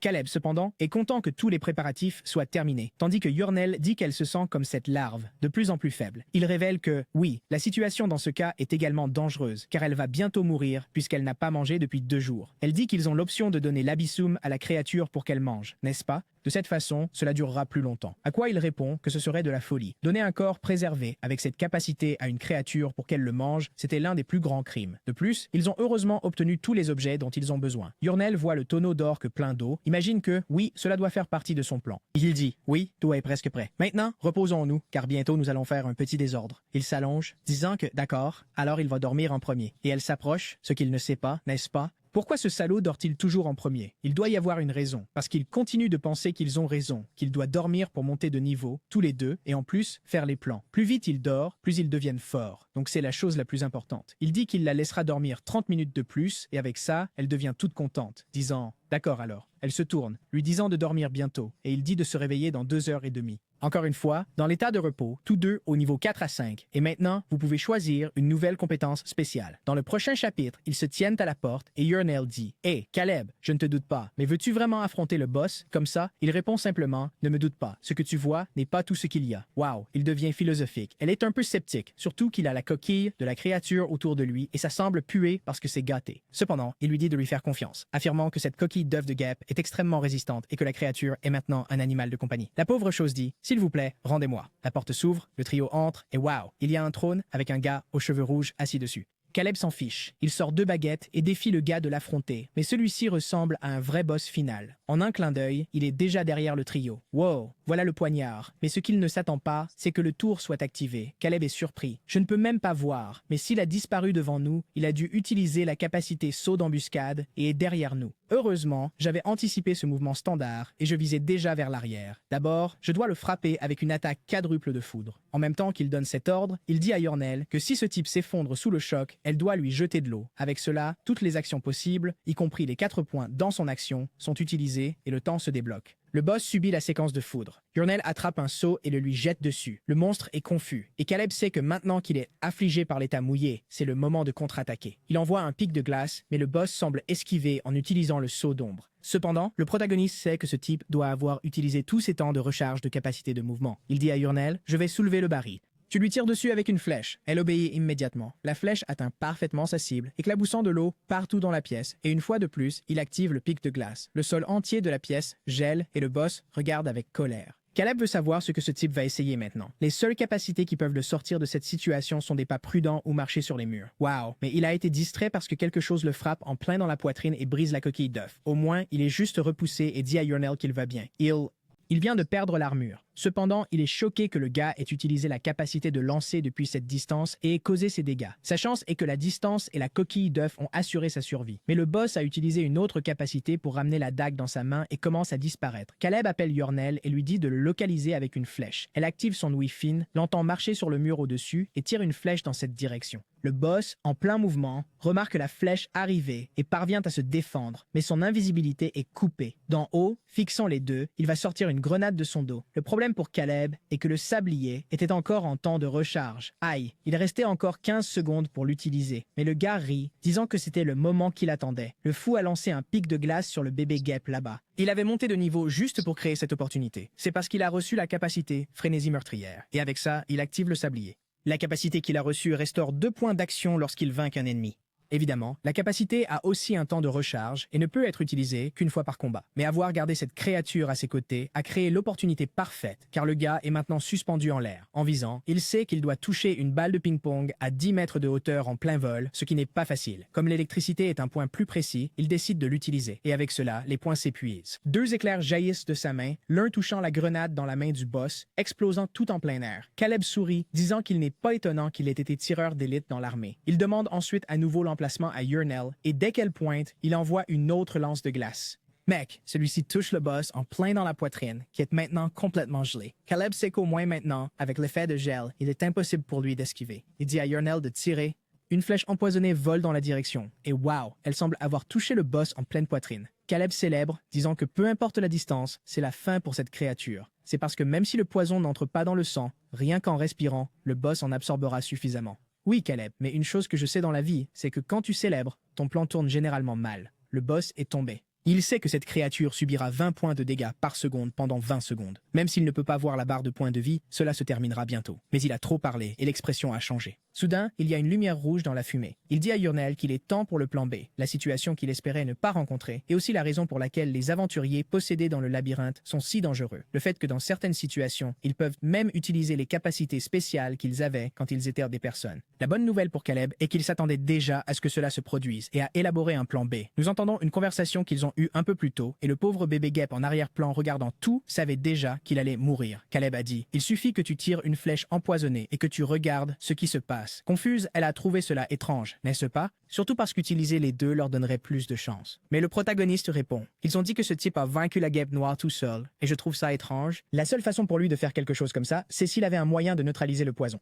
C'est parce que même si sa classe était bandit et qu'il était agile, il était difficile de se battre contre la guêpe. Comment éviter une seule goutte de poison pour ne pas mourir? Pour moi, un scénario plus réaliste est qu'il a été empoisonné mais n'est pas mort. Yurnel demande « Attends, tu dis qu'il a une capacité de guérison qui enlève le poison ?» Il dit « Je ne sais pas si c'est exactement de la guérison magique, mais il a un moyen d'enlever le poison avec un objet, peut-être. » Une chose est certaine, nous devons confirmer s'il peut se détoxifier. C'était la priorité principale. Yurnel a peur, n'est-ce pas? Comme, s'il peut se détoxifier, c'est la fin pour nous. Mais Caleb sourit et dit « Non, c'est là que le plan B commence. » De retour dans le combat, le boss continue d'étendre l'aura, activant la montée d'adrénaline. Cela restaure les points de vie, réinitialise les temps de recharge et enlève même tout statut négatif. Et à ce moment précis, le voilà qui revient, avec des pas rapides, s'approchant du protagoniste. Oups, le pire, c'est qu'il reste encore 3 secondes pour le sablier. Yurnel demande si elle doit tirer, mais il dit « Pas encore. » Maintenant qu'il a activé la capacité de mouvement, il esquivera facilement. Pour que le plan B fonctionne, le protagoniste doit créer de la distance entre lui et Yurnel. Il glisse sur la glace tout en envoyant un éclair vers le boss. Mais le monstre se déplace à droite, esquive et continue d'approcher, attrapant le bras de Caleb, réussissant à saisir sa main et à la briser instantanément, le faisant lâcher la baguette. C'est mauvais pour notre gars. Il est au sol. Le coup de poignard arrive. Il appelle Yurnel, qui tire alors une flèche. Le boss est forcé de se déplacer sur le côté en utilisant cette capacité d'ombre, mais avec cela, il a emporté Caleb. Oh, mec. À ce moment-là, il est sur le point de dire plan B.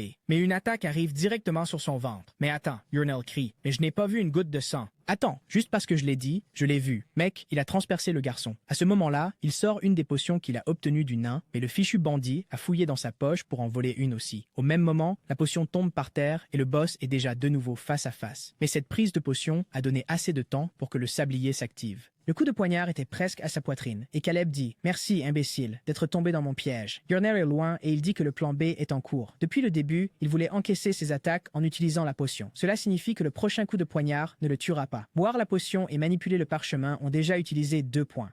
Il a déchiré le parchemin sans être sûr de ce qu'il faisait, ne laissant qu'un seul point, et en même temps a dit à Yurnel de tirer sur le salaud. Caleb sourit à la dernière seconde, disant que maintenant, le misérable devra dire adieu. Le dernier point est dépensé, le temps reprend pendant que que le protagoniste a la potion dans la bouche, le coup de poignard arrivant à sa poitrine, et le boss est confus. Ah, il a activé une armure magique qui a donné un gros câlin à l'imbécile, disant que maintenant il ne sortira pas de là. Le parchemin d'armure magique protège contre les attaques physiques et annule jusqu'à 100 dégâts ou 5 attaques. Le boss a déjà essayé de le poignarder 2 fois, mais il y a une flèche qui vient droit et frappe sa côte, tandis que Caleb demande ce que ça fait d'être touché par la deuxième. Enfin, la vraie bataille était sur le point de commencer, mais là-haut, tout est pris par le poison. Yurnel est comme nous, n'est-ce pas? Vouloir savoir si Caleb est bien piégé là. Aïe, les deux ont été empoisonnés et Caleb réalise que son poumon est en train d'être détruit par le poison. Cependant, l'avantage est qu'il a la potion dans la bouche, donc il doit juste garder le boss à proximité. Mais le salaud, tout en poussant son épaule, vient le poignarder à nouveau de côté. La côte va saigner aussi, mais ensuite le couteau tombe au sol et le boss lâche le protagoniste, tombant à genoux. Cependant, il perd aussi connaissance et tombe à genoux. À ce moment-là, Urnil arrive en courant, confus, voulant savoir pourquoi il a fait ce plan s'ils se dirigent tous les deux vers la porte. Apparemment, Caleb est conscient, mais ne peut pas bouger, pensant que même en buvant la potion constamment, cela faisait toujours un mal de chien. En fin de compte, c'était un pari risqué. Il pensait que les potions suffiraient à neutraliser l'effet du poison, mais il semble qu'il n'en soit plus si sûr. Pendant qu'Urnil lui dit d'en boire une autre. Je ne sais pas ce qui s'est passé, mais un certain temps a passé et le portail s'est ouvert derrière eux. Oui, il semble que cela ait fonctionné, car il se lève en disant qu'il peut enfin respirer. Il la félicite même, disant que 2 fois de suite, elle a réussi un tir parfait. Elle est toute gênée, disant qu'elle était peu sûre d'elle, tandis que Caleb pense que sa visée est vraiment bonne. Chaque tir dans ce monde a une réduction de précision lorsqu'il est tiré depuis un terrain plus bas. Cependant, le protagoniste savait déjà que ce type utiliserait le pas de l'ombre pour faire cela, et c'est pourquoi il a donné à Urnil la capacité d'artillerie courbe. Tant que la cible est identifiée, les projectiles ignoreront tout obstacle, courberont et atteindront la cible. Celle aux oreilles tombantes continue de pleurer, disant qu'elle était inquiète, tandis qu'il dit qu'ils ont plus à résoudre avant de partir rapidement. Enfin, sortons de cette grotte les amis, je veux voir le monde extérieur. Et ce que le protagoniste va faire, c'est que maintenant, 4 personnes peuvent partir, il va prendre les corps de ces gars. Au prochain chapitre, nous sommes à la taverne du rat du Saut des Marais. Quelqu'un tenant une chope veut savoir ce qui amène quelqu'un à boire ici à cette heure. Bertinand regarde sur le côté, voulant savoir si la personne est là pour vérifier le parchemin. C'est Clarence, disant que la vie de son frère est en jeu, donc il doit tout vérifier personnellement. Bertinand dit de ne pas s'inquiéter. Le parchemin arrivera aujourd'hui, puis nous entrerons dans le labyrinthe à 5 heures du matin. Clarence, cependant, est appuyé là, sachant que le parchemin de préservation de l'âme est presque à sa limite. S'ils échouent à la sauver, même avec un autre parchemin, la résurrection devient impossible. Wow, je pensais que c'était un homme, mais apparemment, c'est une femme que notre protagoniste a sauvée. Et à ce moment précis, quelqu'un ouvre la porte, appelant tout le monde. C'est Emma, disant qu'elle a apporté le parchemin de résurrection. Oui, en théorie, c'est l'heure pour eux de se diriger vers le labyrinthe, mais certaines personnes disent que les gens du premier étage sont sortis. Clarence, confus, demande « Qu'est-ce que c'est que cette histoire de porte du premier étage qui s'ouvre ?» Elle dit simplement « C'est exactement ça, ils doivent aller voir ce qui se passe. » La scène se déplace ensuite vers le sous-sol de la guilde où le portail est apparu. La fille, avec des lunettes, s'étire, disant « Ça fait un moment que ce portail est ouvert. Pourquoi personne n'est encore sorti ?» Elle est là, en colère, parce qu'elle doit attendre que quelqu'un en sorte, ce qui n'a aucun sens. À ce moment-là, l'équipe de Bertinand arrive, voulant savoir pourquoi la porte est ouverte. Clarence s'approche aussi et l'instructrice dit déjà qu'elle connaît la nouvelle. Il est venu voir si Abyssal a réussi à sortir, n'est-ce pas? Il dit qu'il veut juste savoir qui passera par cette porte, car il va de toute façon entrer pour la sauver. Mais à ce moment précis, Emma annonce que quelque chose sort maintenant. L'instructrice est sur le point de dire qu'il y a quelque chose qui ne va pas avec ce portail et que personne n'apparaîtra quand une tête surgit. Oh mon Dieu, le protagoniste a jeté le pauvre par terre, face contre terre. De l'autre côté, Bertinand et la troupe sont stupéfaits. Clarence court pour aider et puis un autre corps sort, cette fois le bandit. Tout le monde le reconnaît immédiatement. C'est le tristement célèbre Backstab. L'instructeur est sous le choc. Pourquoi tous ceux qui traversent cette porte sont-ils des cadavres? Une chose cependant est évidente. Le groupe qui a traversé ce portail compte au maximum 2 personnes. Et Clarence se souvient du gars qui a une conjuration extrêmement rapide de 4 capacités. Le garçon n'a même pas encore vu le protagoniste et transpire déjà, effrayé que ce soit peut-être vrai. Le portail s'ouvre et Bertinand pense que ce sera le protagoniste. Cependant, celui qui sort en premier est évidemment Urnil, tout maladroit là. Bizarre. Emma et le groupe applaudissent, disant qu'ils sont heureux qu'elle soit vraiment bien sortie. Elle dit oui, mais Caleb, qui l'a porté du début à la fin. L'instructeur tombe cependant au sol. « Attends, tu es l'un des esclaves, n'est-ce pas ?» Urnil dit « Oui, quel est le problème ?» Le problème est ce que pense la femme. Même un aventurier extrêmement compétent n'a pas réussi à vaincre Backstab. Alors pourquoi un esclave quelconque qui a été jeté ici pour mourir en ressort-il? C'est impossible pour un groupe non entraîné avec des armes de débutants d'avoir fait cela. À ce moment-là, le portail devient rouge. La petite main sort en premier et Caleb apparaît, 4 baguettes placées à sa taille. Immédiatement, Zikal et le groupe célèbrent, disant qu'il a non seulement réussi, mais a aussi ramené les corps des gens. Caleb, à ce moment-là, dit qu'il a besoin de 8000 pièces et s'évanouit dans les bras d'Urnil, évidemment. Quelques temps passe et nous sommes dans le temple. Nathaniel, il ouvre les yeux un peu fatigué à côté d'Emma, voulant savoir ce qui s'est passé. Elle commente. Oui, qu'il s'est évanoui au moment où il est passé par la porte, effondré à cause du poison et de l'excès de potions. Il met cependant sa main sur son visage, dit « C'est bon, au moins il a survécu grâce à ça. Mais l'important, n'est-ce pas, où est l'argent ?» Elle lui dit de se calmer, l'argent est juste là à côté de lui, il n'a pas besoin de s'inquiéter. Toutes les pièces sont là. On a vu que ce garçon ici est un peu un blond de la frontière, pas vrai mec? Parce que même en disant et en remettant, il va vérifier toutes les pièces et demande encore « Pourquoi y a-t-il seulement 7850 pièces ici? Il en manque 150. » Emma dit que c'est le prix pour être là à ses côtés, à le soigner. Il répond qu'il n'a jamais demandé de traitement médical, que c'est essentiellement de l'extorsion. Si elle l'a soigné, c'était parce qu'elle le voulait. Emma, se sentant mal à l'aise, dit que c'est Urnil qui lui a demandé de le faire, ce qui rend déjà Caleb en colère, pensant que cette femme dépense son argent. Cependant, Emma change rapidement de sujet et veut savoir s'il pourra maintenant acheter son statut de personne libre et aller à l'Académie de magie. Il dit que oui, mais il est plus curieux de savoir ce qui est arrivé à Abizan et Backstab. Elle explique que le parchemin d'Abizan est en train de terminer son effet et qu'elle sera bientôt ressuscitée, tandis que Backstab a été envoyé à la morgue. Il demande s'il n'y a pas moyen de le ramener. Elle dit que malheureusement ce n'est pas possible. Il n'était pas sous une magie de préservation, un type de capacité qui peut lier l'âme d'une personne à son corps. Cela dure 1 semaine, et si vous récupérez le corps pendant cette période, vous pouvez ramener la personne. Mais Caleb connaît une autre façon. Probablement l'âme de Backstab a été stockée dans un tonneau contrôlé par le maître du labyrinthe. Si l'âme reste à jamais dans un lieu de repos, il est possible de ressusciter la personne. Le problème est que personne ne sait exactement où se trouve ce lieu de repos, donc c'est assez difficile. Sauf pour lui qui a déjà battu ce jeu en difficulté dieu de la stratégie. Avec ça, nous sommes dehors et disons au revoir à Emma. Les gars, allons vers le bon vieux Zark que nous aimons tous. Nous sommes arrivés à l'université de magie. Urnil vient saluer notre garçon. Oh fille, va acheter des vêtements. Vas-tu être une esclave à marcher sans cesse? Toi aussi, Caleb, toujours avec ce misérable collier autour du cou. Mais c'est exactement ce qu'il lui disait. Il est temps pour eux d'acheter leur liberté. Cependant, l'expression d'Urnil change quand quelqu'un dit que, selon le calcul, Urnil ne peut pas obtenir sa liberté. Caleb, confus. Attends, qu'est-ce que tu veux dire par là? Nous avons plus qu'assez d'argent, parce que l'homme explique que le coût pour la liberté est de 3000 pièces d'or. Mais en fonction des contributions, Urnil a droit à 2 de ces pièces d'or, et c'est pourquoi elle ne peut pas devenir libre. Mec, tu n'étais pas là pour voir ce qui s'est passé. Ne fais pas le fou. Caleb dit « Attends, quelque chose ne va pas. Quel est le critère pour cette distribution ?» Le gars, désintéressé, dit qu'il va le montrer, puisqu'il ne veut pas expliquer. Les balances de la justice peuvent-tu montrer la contribution d'un aventurier? Et à ce moment-là, selon les témoignages du groupe de Bertanin, Caleb a contribué 27 000 et elle 2. En d'autres termes, le groupe de Bertanin flattait tellement le protagoniste que maintenant l'autre ne peut pas se libérer. Ce qui attire l'attention de Caleb, cependant, c'est que cette magie est quelque chose qu'il n'avait jamais vu dans le jeu. Et il commente « Attends, la contribution de Urnil est trop faible. Elle a seule construit l'arme utilisée pour finir Backstab. » Le gars, cependant, répond que cela n'a pas d'importance. Ce n'est pas lié au groupe de Bertanin et au contrat qu'ils ont formé. Caleb dit que ce qu'il dit n'a pas de sens. Le plan était d'obtenir la flèche empoisonnée pour qu'ils puissent tous les deux partir et seulement ensuite recevoir les 8000. S'il ne croyait pas en sa capacité à créer ces flèches, il n'aurait même pas pu partir et n'aurait pas proposé ce plan. À ce moment-là, le gars baisse les yeux et curieusement, l'échelle commence à voir sa valeur modifiée. Le gars dit que c'est bon. Ils vont commencer à comprendre exactement ce qui s'est passé dans cette aventure maintenant et lance un sort de détection de mensonges. Les deux sont enveloppés dans une aura et l'effet est assez simple. Cette magie amplifie les réactions du corps quand quelqu'un ment, n'est-ce pas? Un peu comme si tu réagissais en tremblant légèrement peut-être. Le gars, encore un peu paresseux, dit « J'espère que tu comprends, mais cela arrive avec tous les esclaves et la contribution de toutes les équipes. Maintenant, allez, posez ces sacs et commencez à raconter tout ce qui s'est passé dans ce labyrinthe honnêtement.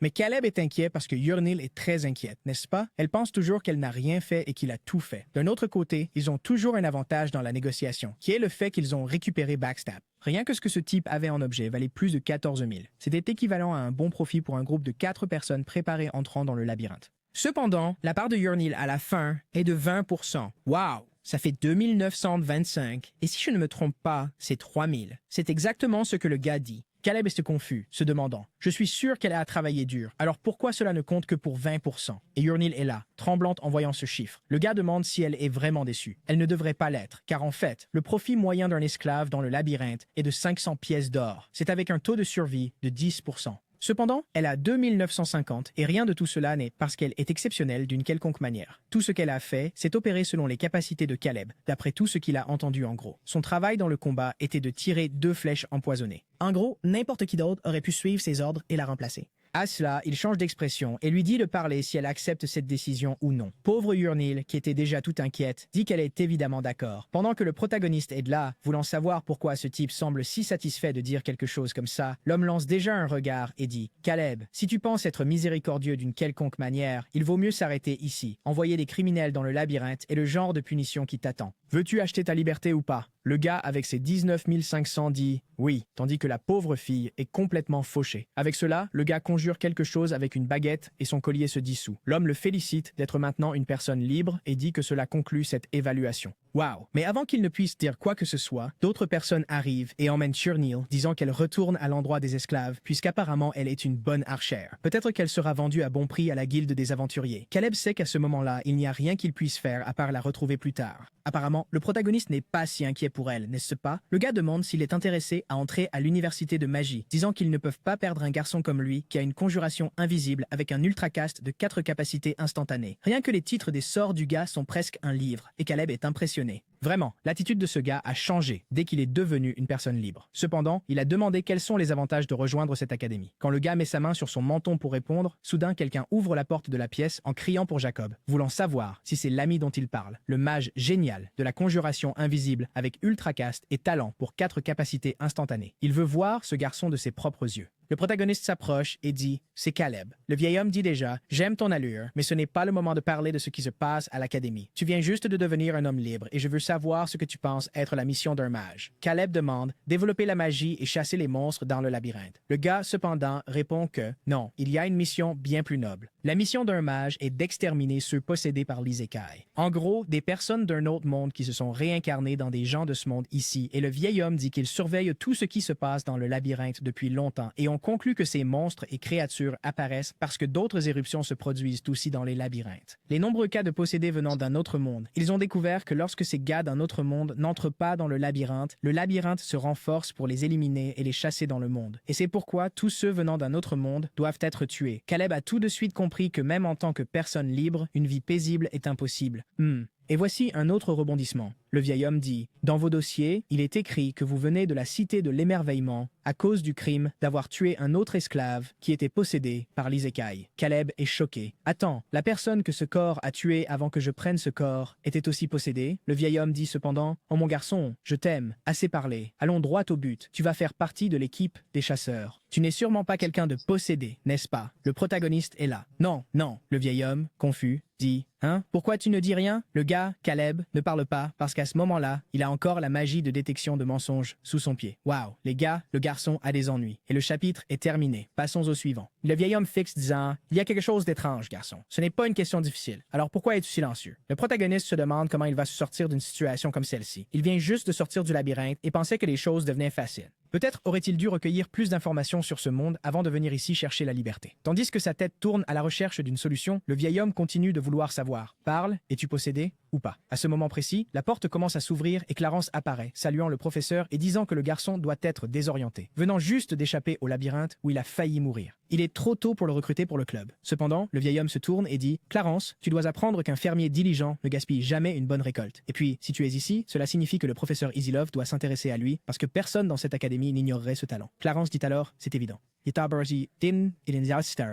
Quelqu'un avec une conjuration invisible. 4 conjurations, et tu sais déjà que tout est bien plus adapté à la chasse dans le labyrinthe qu'à la recherche du possédé. Waouh, l'histoire a pris un tournant intéressant, hein? Clarence pourrait-il aussi être un isekai? Et puis, il y a ce combat entre les chasseurs de labyrinthe qui viennent tous de l'isekai, tu sais? Waouh, les choses ici sont passées de 6 à 8, hein? Je dirais que Caleb est un peu là à comprendre, pendant que le vieil homme est en colère. Et Clarence donne un coup de main à notre garçon en disant qu'ils doivent décider maintenant. Alors, acceptez-vous l'offre du club des explorateurs du labyrinthe, du professeur Isilov? La scène change pour le couloir, avec le protagoniste réalisant que s'il avait mal répondu, il aurait été tué juste là après avoir quitté le labyrinthe. Il a eu de la chance que ce type soit arrivé et ait réussi à sortir intact.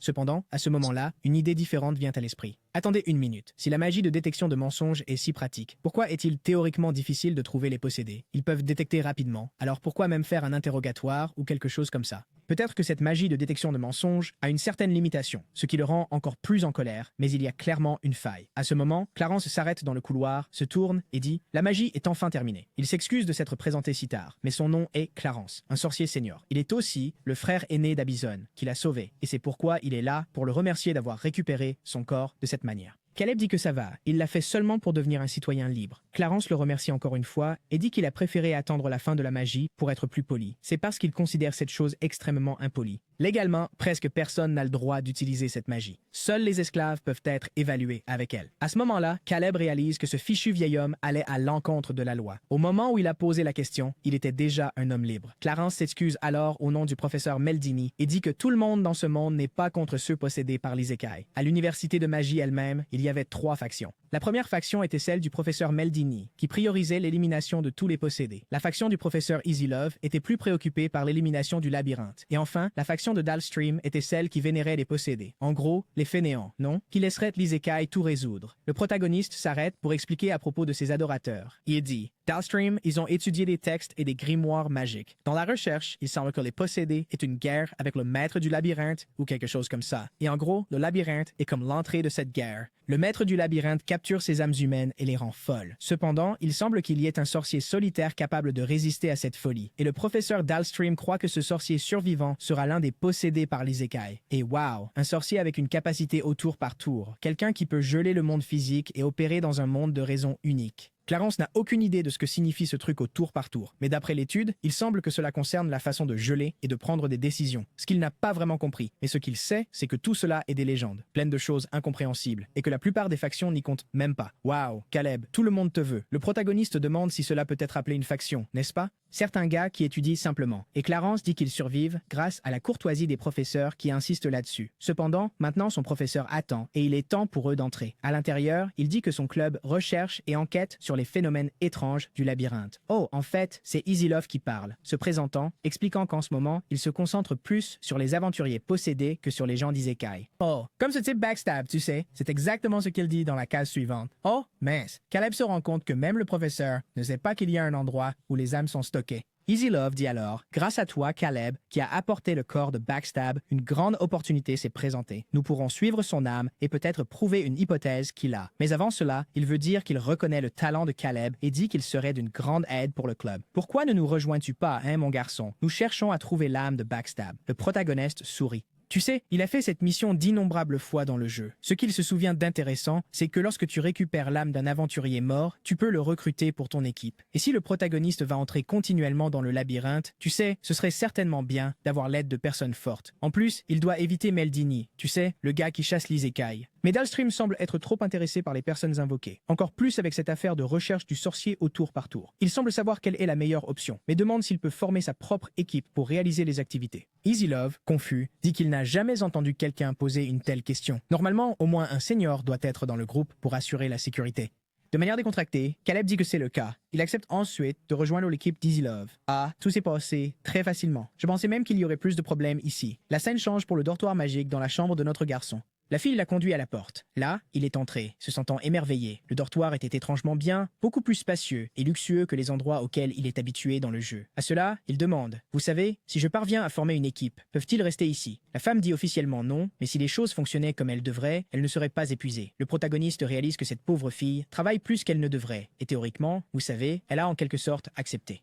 Mais maintenant, notre garçon est dans la petite baignoire en train de fondre. Cette semaine, il a enfin échappé au labyrinthe avec Yernil. Yernil dont il ne se soucie pas, n'est-ce pas? Pendant que la fille a été ramenée à l'esclavage, il est dans la baignoire en train de fondre. Juste parce que j'ai dit que les protagonistes n'abandonnent jamais la fille elfe blonde. Cependant, je lui accorde du crédit. Vous savez, il est incrédule face à la suite des événements qui se sont produits juste après qu'il ait quitté cet endroit. Le plan pour demain matin est d'aller à la bibliothèque, de rassembler des informations, puis d'une manière ou d'une autre de chercher Yernil. Au moins, il semblait que le tutoriel venait de se terminer, mais il y a beaucoup à venir. Pour l'instant, cependant, il va se reposer un peu. Au prochain chapitre, nous sommes en classe et le protagoniste est toujours épuisé. Après avoir fait une petite sieste dans la baignoire, il est allé à la bibliothèque et est épuisé. Sa plus grande préoccupation en ce moment, cependant, est d'être frappé par une autre magie de détection de mensonges. Soudain, quelqu'un arrive par derrière en disant qu'il doit être l'étudiant dont tout le monde parle, pense: « Oh mec, c'est ce type d'Alcime, n'est-ce pas? » Il se présente avec un enchanté, disant qu'il est un vieux ermite de l'université magique. Et puis il parle de Memorize, une magie qui peut invoquer un livre de souvenirs. Il est déjà au milieu de la pièce, annonçant que c'est une capacité spéciale que l'on obtient après avoir conclu un contrat avec Wizis, le dieu de la sagesse. Quiconque signe là-bas recevra le contrat de l'assistant et pourra également utiliser le livre des souvenirs. Il active ensuite Memorize et le petit livre apparaît. Apparemment, les protagonistes signent parce qu'il est déjà en train de conjurer et le livre est apparu aussi. Ce qu'il a découvert, c'est que le nombre d'emplacements dans le livre des souvenirs varie selon le niveau du sorcier. En ce moment, il est au niveau 5, donc il n'a que 3 emplacements. Oh, c'est cool! Dalsim explique que plus vous avez de slots, plus vous pouvez mettre de sorts spéciaux dans votre livre. Je pensais qu'il s'agissait littéralement de souvenirs, mais non, ce sont de petits pouvoirs. Puis il désigne Scarlett et dit que l'assistante leur apprendra tout ce qu'ils doivent savoir. Pauvre elle. Elle pensait qu'elle aurait une petite pause au début de ce nouveau cours, mais ce n'est pas le cas. Dehors, elle dit que le nombre d'emplacements dépendra de la capacité individuelle de chaque personne. Et quand vous avez 2 emplacements ou plus, vous pouvez commencer à combiner des sorts. Par exemple, si vous mettez un niveau 1 avec un autre niveau 1, vous obtenez un niveau 2. Les calculs sont faciles. Ce type de combinaison s'appelle liaison magique. Et l'avantage de cette méthode est que vous n'avez pas besoin d'un emplacement pour enregistrer ce sort de combinaison. Elle explique que cela va être difficile pour certains d'entre vous, mais il y a aussi un moyen de combiner 3 sorts. Wow! Regardez-là, combinant l'eau, la foudre et le feu. Je pense, ou le vent, je ne suis pas sûr, mais je sais qu'elle dit que la difficulté est très élevée et que la chance de succès est assez faible. Mais en même temps, cela crée des sorts très puissants avec 3 attributs à la fois. Et boum, elle le lance sur le grand mannequin, provoquant une explosion. Et tout le monde est sous le choc. La curieuse demande ce qu'ils en pensent, et le protagoniste est là, sans trop s'en soucier. Ensuite, elle montre une liste de tous les spéciaux de niveau 1 et leur dit de choisir ce qu'ils veulent. Ou en fait, pas ce qu'ils veulent, n'est-ce pas? Ils devront acheter à la boutique de magie. Et si quelqu'un est curieux à propos de la liaison magique, il suffit de lui parler. Soudain, son expression est surprise, se demandant « Comment a-t-il 3 emplacements magiques? En plus, attends, gamin, tu vas avec cette combinaison? » Évidemment, c'est Caleb, voulant savoir « Pourquoi je ne peux pas? » Elle, un peu gênée, dit « Ce n'est pas que tu ne peux pas, c'est juste que ça n'a pas beaucoup de sens. Notre garçon veut un nuage de poussière, une vague de chaleur et une humidification. » Elle dit alors « Eh bien, au début, tu peux choisir n'importe quoi. Il y a beaucoup d'éléments et de puissants pouvoirs spéciaux. Alors pourquoi veux-tu ces 3-là? En plus, ce fichu sort d'humidification est utilitaire. Il rend juste les choses plus humides. C'est inutile. » Caleb n'est pas très intéressé par le drame, mais nous savons déjà que quelque chose arrive que je ne peux pas vraiment imaginer. Le mien. Il va envelopper la personne dans un nuage de fumée, chauffer ce nuage et mouiller cette personne. Je ne sais pas non plus ce qu'il va faire ici. Dalsim veut savoir ce que c'était, et Scarlett lui montre la combinaison folle. Cependant, il rit en plissant les yeux, lui disant de le laisser essayer. Elle trouve cela étrange, voulant savoir pourquoi essayer ça, car il répond que la quête de la connaissance est la plus grande vertu d'un sorcier. L'Université magique accueille toujours des méthodes qui vont au-delà de l'ordinaire. Il est impatient de voir les résultats de Caleb. La scène se déplace plus tard dans la nuit, et je n'oublierai pas que Urnil est toujours asservi tandis que notre garçon est là, assis, testant ses combinaisons, très détendu. Combiner le nuage de fumée avec une vague de chaleur crée une explosion de fumée. Ce que personne ne sait, cependant, c'est que cette explosion de fumée est bien plus puissante qu'une boule de feu. De plus, si vous inversez l'ordre de cette fusion, vous obtenez une vague de chaleur de niveau 2. Oh, et puis avec la dernière combinaison, tu as le cumulonimbus. Mon Dieu, le petit coquin est tout sourire, disant « Depuis que j'ai essayé de battre le jeu en difficulté divine, je n'ai plus utilisé cette configuration. Le cumulonimbus est un nuage qui apporte la foudre, et maintenant, il est impatient parce qu'il y a quelque chose qu'il veut tester avec le sablier. Il veut aussi acheter une autre baguette de tonnerre, pour en utiliser une dans chaque main. Cependant, il est épuisé pour l'instant, donc tout cela devra attendre jusqu'à demain matin. Il doit aussi obtenir la chose la plus importante, que j'espère être Urnil. Voilà, nous y sommes. Le lendemain, déverrouillant, ouvrant la cellule. D'accord, elle arrive pendant que le gars dit qu'il est un trafiquant de drogue et transporteur, et maintenant un esclave. Urnil a été appelé. Il semble qu'un client veuille l'acheter pour une expédition dans le labyrinthe. Alors elle ferait mieux de venir rapidement. Urnil est évidemment sous le choc. Le genre de personne qui achète un esclave pour l'emmener dans un labyrinthe n'est pas la meilleure. Surtout si c'est juste pour l'utiliser comme bouclier de chair pour mourir. De plus, elle croit que si elle est emmenée à nouveau dans le labyrinthe, ses chances d'en sortir vivante sont très faibles. Elle est là, toute comme « Oh mon Dieu, où est Caleb ?» Eh bien, le voilà. Ton Caleb. Vaurien, juste devant toi, il est tout oui, sautant de haut en bas, voulant savoir pourquoi il est là, pourquoi il n'est pas à l'université. Le Vaurien dit qu'il n'abandonnerait jamais un camarade qui a risqué sa vie pour lui. On pourrait croire qu'il n'était pas dans la baignoire à profiter de l'université, presque en train de la laisser être achetée par quelqu'un d'autre. Mais maintenant, il arrive tout chevaleresque, disant « Allez, Urnil, je vais faire de toi une personne libre. » Il marche avec elle dans la rue, disant qu'il y a plusieurs façons pour que cela se produise. D'abord, il va récupérer la récompense pour le corps d'Abysson.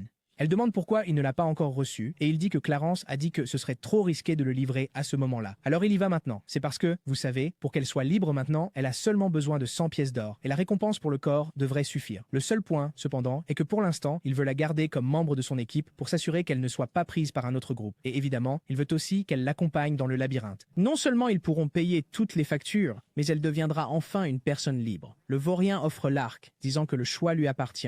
Évidemment, il a élaboré tout ce plan sournois parce qu'il la veut dans l'équipe. D'un autre côté, avec des mains tremblantes, il se rend compte qu'elle pourrait être très effrayée. Si elle finit par quitter son équipe, il vaudrait mieux que cela se produise le plus tôt possible. Yurnil demande s'il va vraiment continuer à s'aventurer dans le labyrinthe. Il dit « bien sûr » et elle dit qu'elle pourrait ne pas être capable d'aider. Cependant, au lieu d'une seule fois de plus, elle veut continuer à le suivre et devenir une camarade. Le coquin soupire de soulagement, sachant qu'il ne perdra pas la blonde, et dit qu'il doit juste mentionner un détail de plus. Il a déjà trouvé un autre membre pour l'équipe. Oh là là, maintenant je veux savoir qui c'est, parce qu'il pense que c'est bien qu'elle n'ait pas l'air trop excitée. Nous le découvrirons bientôt, car, pour l'instant, notre protagoniste l'a emmenée au dortoir. Qu'est-ce que c'est que ce garçon? Elle marche dans le couloir, tout habillée en vert. Le misérable otaku l'a déjà mise en cosplay. N'est-ce pas, Vaurien? Elle est toujours toute heureuse, non seulement parce qu'elle pourra aller au labyrinthe, mais aussi parce qu'elle sera proche de Caleb. La première chose qu'elle veut, cependant, c'est prendre un bain chaud.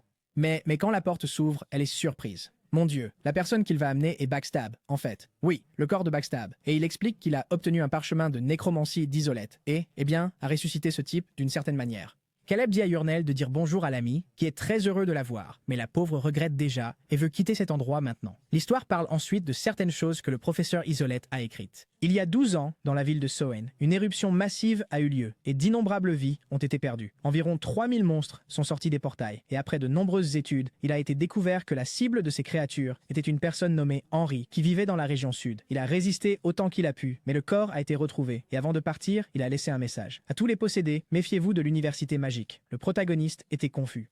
Pourquoi cette personne a-t-elle laissé un message que seuls les possédés pouvaient lire? Oh, attendez, il semble que ce soit dans un script que, en théorie, les gens de ce monde ne peuvent pas lire, mais que le protagoniste peut. Et pourquoi ce type a-t-il laissé cela? Apparemment, il y a un problème avec l'université magique elle-même. Cependant, c'est étrange puisque l'endroit qui a le plus souffert à cause de cette éruption était l'université magique. Ce que le protagoniste veut savoir, c'est si ces gars ont souffert parce qu'ils étaient en première ligne ou parce qu'une fois Henry tué, ils avaient une autre cible. Selon cette hypothèse, il y a de bonnes chances que plusieurs identités ici à l'université magique soient des personnes qui étaient également possédées. Une chose dont il est sûr, c'est qu'il doit cacher le fait qu'il ne vient pas de ce monde autant que possible. Pendant ce temps, Yurnel veut savoir si elle peut dormir avec le garçon ce soir. Oh, viens ici, ma fille. Oh mon Dieu. Mais elle est venue avec un grand zombie attaché. Oh non, c'est ce qu'elle craint de voir arriver. Il dit que si elle veut rester là, il y a une condition. Vous savez, n'est-ce pas, les amis? Il jette un tas de parchemins par terre. Elle a peur et le dur à cuire dit qu'il y a beaucoup à tester et que son aide, je ne sais pas ce qui s'est passé, mais la scène a changé pour le professeur Meldini qui est au courant d'un certain projet. Oh, il lui parle de la chose concernant le suivi de l'âme des possédés et c'est Isolette qui lui parle. Waouh.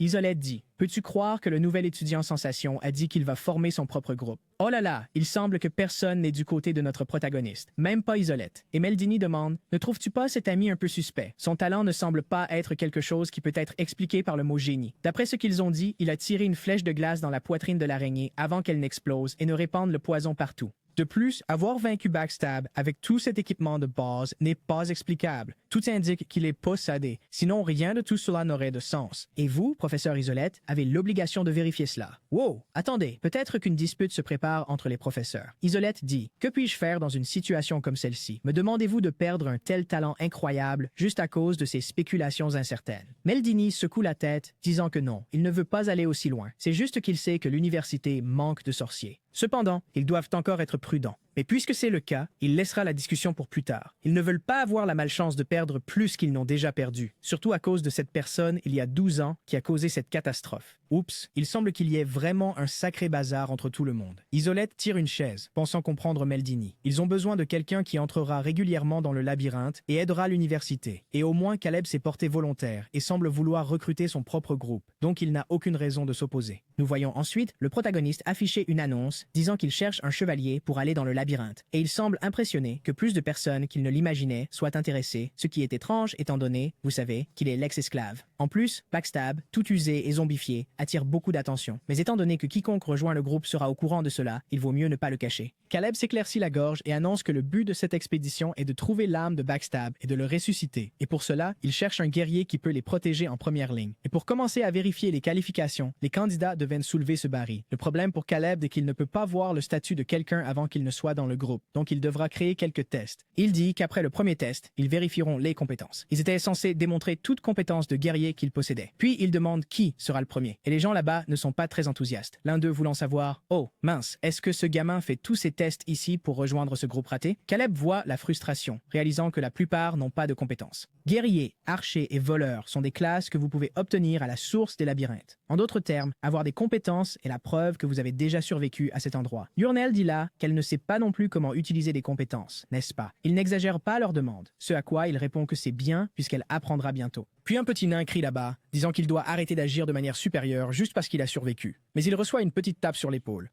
Le type lézard lui dit de s'écarter. Les gars le reconnaissent comme le lézard paladin du temple de Nathaniel. Normalement, ce type chasse au 2e étage, alors pourquoi semble-t-il s'y intéresser?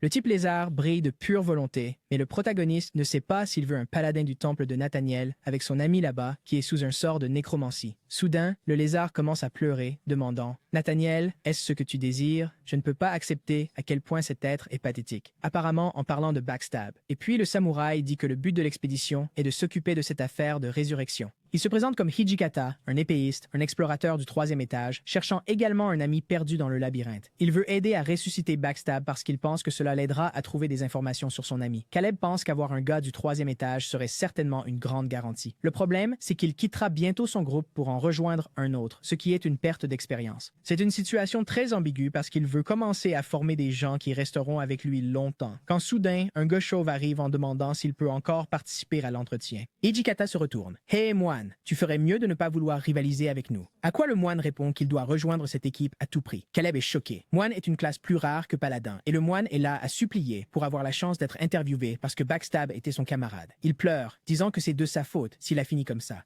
Ce type était connu comme le plus fort du 1er étage. Ils sont restés ensemble pendant 3 ans, simplement parce que son groupe dominait le 1er étage et c'était confortable pour tout le monde. Mais tout le monde a commencé à penser qu'il retenait Backstab. La pression des autres aventuriers qui s'intéressaient aussi à lui les a poussés à ne pas s'en soucier beaucoup et même à laisser Backstab partir seul.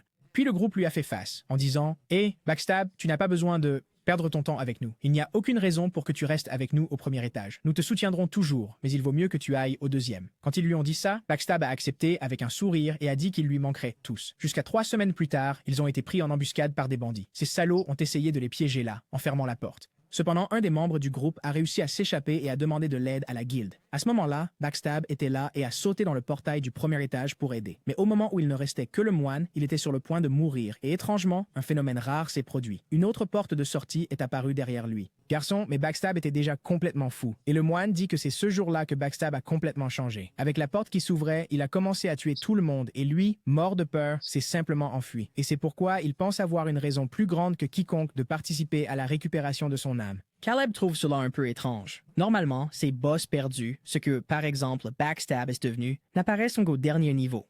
Alors, cette affaire de tout ce qui se passe de nulle part semble un peu suspecte. Le moine, cependant, s'avance et dit que depuis ce jour, il n'y a pas eu un moment où il ne regrette pas. S'il n'avait jamais envoyé Backstab au 2e étage, il n'aurait pas été pris en embuscade, il n'aurait pas eu à y aller seul et rien de tout cela ne serait arrivé. Il est là à secouer le nécromancien, Backstab, voulant savoir s'il a vendu son âme au maître du labyrinthe. Était-ce le prix qu'il a payé pour créer cette porte derrière le moine? Wow, c'est ça l'histoire. Le moine tombe à genoux, demandant pardon et suppliant. Soudain, Hijikata change d'avis et dit « D'accord », puis il a choisi le moine. Le grand lézard veut savoir pourquoi. Quel genre de compétition est-ce? En utilisant la manipulation émotionnelle, il pointe le tonneau et dit qu'il devra le casser pour montrer sa force. En regardant, Caleb pense que le moine que les gens font habituellement est le guerrier agile qui n'a pas beaucoup de force. Cependant, la seule construction qui fonctionne vraiment est le moine de force. Et à ce moment-là, le gars chauve détruit tout le tonneau. Avec ça, l'évidence se produit, n'est-ce pas? Peu de temps après, le petit groupe se forme. Le protagoniste dit à Amos, le moine, qu'il ferait mieux de se préparer car bientôt ils partiront à l'aventure. Il dit que c'est bon, mais s'il va être absent longtemps, il doit en discuter avec sa femme.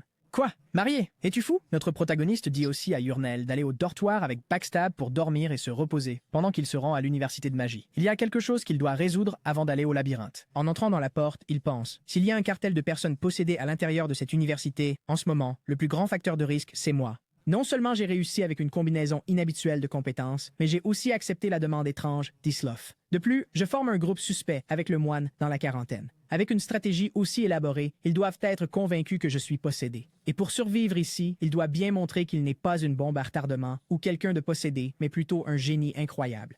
Et la personne qui va l'aider avec ça est le cher professeur Meldini, qui crie déjà en demandant « Caleb, est-il vrai que tu as créé de nouveaux sorts combinés ?» Le protagoniste dit calmement « Oui, il a réussi ». Le professeur crie, bave, en disant « C'est bizarre ». La plupart des gens échouent, mais il semble plutôt chanceux. Le protagoniste se demande s'il devrait provoquer un peu plus ce type. Il dit « Oui, j'ai eu de la chance. Pas seulement une double combinaison, mais j'ai réussi une triple. » Le professeur perd son calme et crie « Il doit humilier l'école. Cela devrait être impossible à moins qu'il ait été béni par le dieu de la sagesse. » Soudain, Dalstream apparaît, disant à Meldini de se calmer. Peut-être que le garçon est vraiment béni. Bien sûr, Meldini ne veut pas y croire, disant « C'est une blague ridicule. Même réaliser une combinaison est difficile. Quelque chose de triple comme ça est impossible, à moins qu'il ne soit possédé. » Iselov veut savoir où il pense aller, à quoi il répond que dorénavant, il va utiliser la magie de détection de mensonges et prouver qu'il n'est pas possédé. S'il a tort, il s'excusera et le compensera comme il le souhaite. Mais s'il est possédé, il sera tué ici et maintenant. L'homme, Caleb, est courageux et lui dit d'arrêter de tergiverser et de continuer, surtout qu'il semble avoir déjà tiré sa propre conclusion. À cela, Meldini dit « Ça suffit » et active la magie quand soudain, Caleb dit « N'est-ce pas ce que tu voulais entendre de ma bouche? Je suis une personne d'un autre monde qui a été possédée. »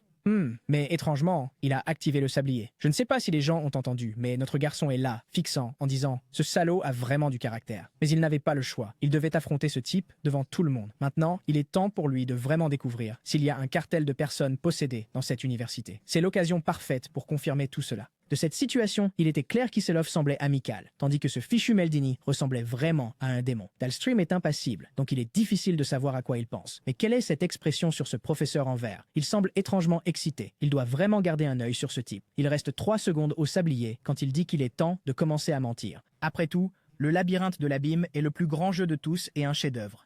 Je ne sais pas exactement ce qu'il veut dire par là, mais à la fin du tour, il est soudainement électrocuté et tombe au sol. Attends, il est tombé au sol comme s'il avait menti en disant qu'il était possédé et maintenant les gens vont aider. Mais même moi, je suis confus ici. Je suis comme Meldini qui est là à trembler et à dire « Ce garçon n'était vraiment pas possédé », tandis que Caleb tombe, s'excuse et dit « Ça fait un mal de chien ». Qu'a-t-il fait? S'est-il électrocuté lui-même? Je ne comprends pas, mais nous avançons d'une semaine avec Yurnil demandant si son corps s'est enfin rétabli et il dit « Oui, il va bien ». Waouh, il est resté inconscient pendant 2 jours d'affilée après ça. Heureusement, il a réussi à en tirer pas mal de profit, car aussi agité que Meldini était, il était aussi un professeur qui tenait parole et a évidemment récompensé notre garçon. Ne plus être vu comme possédé était parfait, mais encore mieux était de recevoir la boussole de la cupidité, un outil magique qui lui a permis de trouver un coffre au trésor dans le labyrinthe. Et plus de compétences sont disponibles à mesure que cet objet évolue. Caleb n'a aucune idée des autres compétences qu'il va acquérir, mais un objet légendaire est toujours le bienvenu. Avec cela, il appelle Yurnil, appelle Amos et appelle Backstab. Il demande si les 3 sont prêts car le moment est venu de retourner dans le labyrinthe.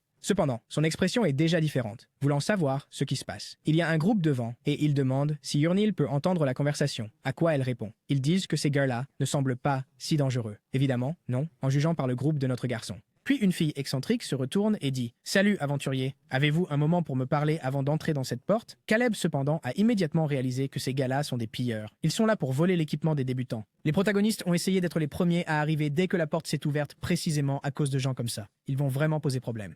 Quelqu'un de l'autre groupe demande ce qu'il a dans son sac à dos, et il veut juste savoir pourquoi ils sont curieux à ce sujet. La fille répond qu'elle est très préoccupée par les aventuriers débutants. Ce labyrinthe est plein de pilleurs, donc, vous savez, s'il veut, elle peut protéger tout objet de valeur qu'il a. À cela, Amos s'avance et dit qu'il ne pense pas que ce soit nécessaire. Le chef du groupe est assez intelligent, et ils sont suffisamment forts pour s'occuper de ces pilleurs là-bas. La fille est choquée, mais se retourne en disant « Très bien alors ». Elle a donné le conseil, mais ils ne veulent pas écouter. Caleb regarde simplement le groupe des gars entrer dans le labyrinthe avant eux. Peu de temps après, quelqu'un du groupe demande déjà « Ces gars d'avant, c'étaient des pilleurs, n'est-ce pas ?» Caleb dit « N'aie pas peur, Yurnil. Ce sera difficile pour ces gars de battre Amos dans un combat direct. Sans parler du fait que s'ils essayent de s'approcher, tu seras le premier à le détecter. » Avant qu'elle ne puisse répondre, quelqu'un crie à l'aide. Le protagoniste regarde sur le côté et est déjà confus. Et la fille arrive en courant, disant que des pilleurs la suivent. Et c'est parti, n'est-ce pas? Elle pleure, mais je ne crois pas un mot.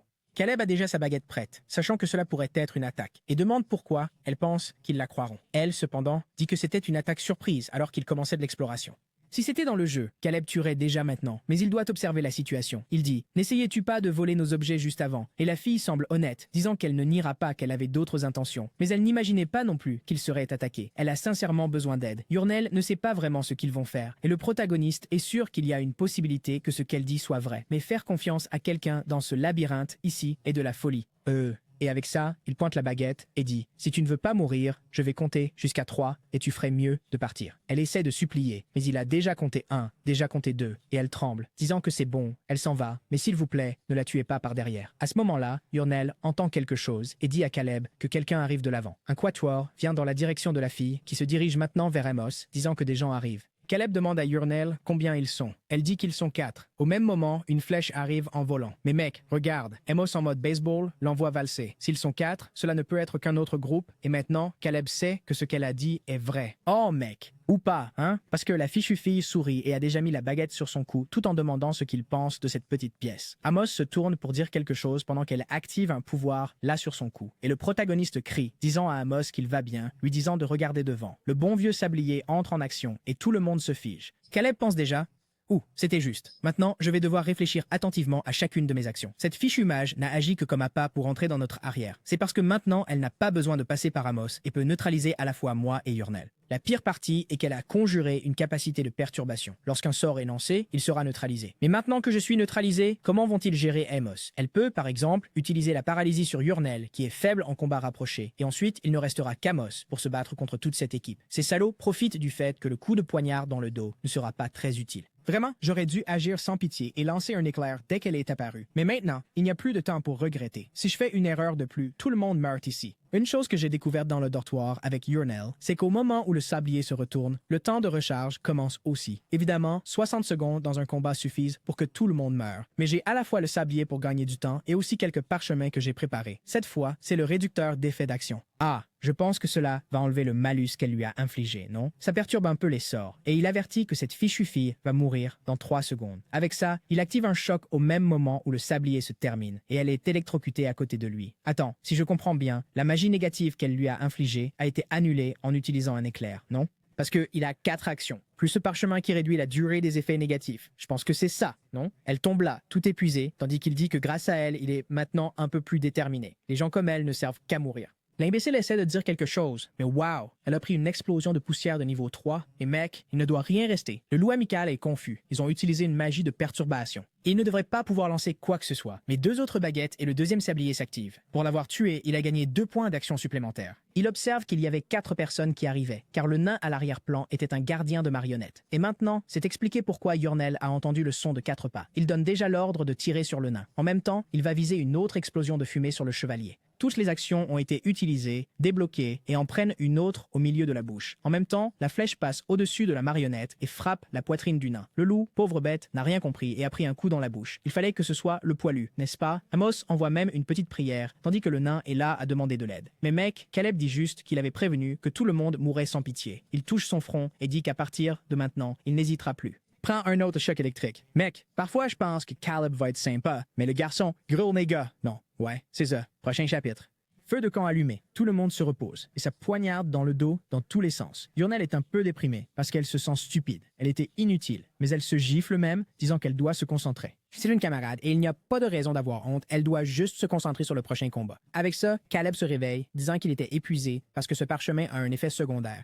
Depuis qu'ils ont tué les pilleurs, ils ont récupéré beaucoup d'objets que les gars avaient volés à d'autres personnes. Caleb, qui veut tout prendre, avide, mon Dieu. Mais malheureusement, c'est lourd, n'est-ce pas?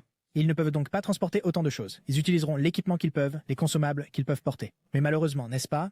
Ce ne sera pas tout. En ramassant les parchemins, cependant, il est impressionné. Ces fichus pilleurs ont beaucoup de choses utiles. Même un parchemin pour ressusciter les morts. Sans parler de ce qui semble être une baguette de télékinésie. Il l'active sur le parchemin et il flotte un peu. Avec ça, il dit qu'il est temps pour eux de se préparer et de continuer. Mais soudain, Yurnel semble effrayée et lui dit d'attendre une seconde. Elle entend un bruit étrange venant de sa poche. Le protagoniste ne semble pas trop effrayé et va le chercher.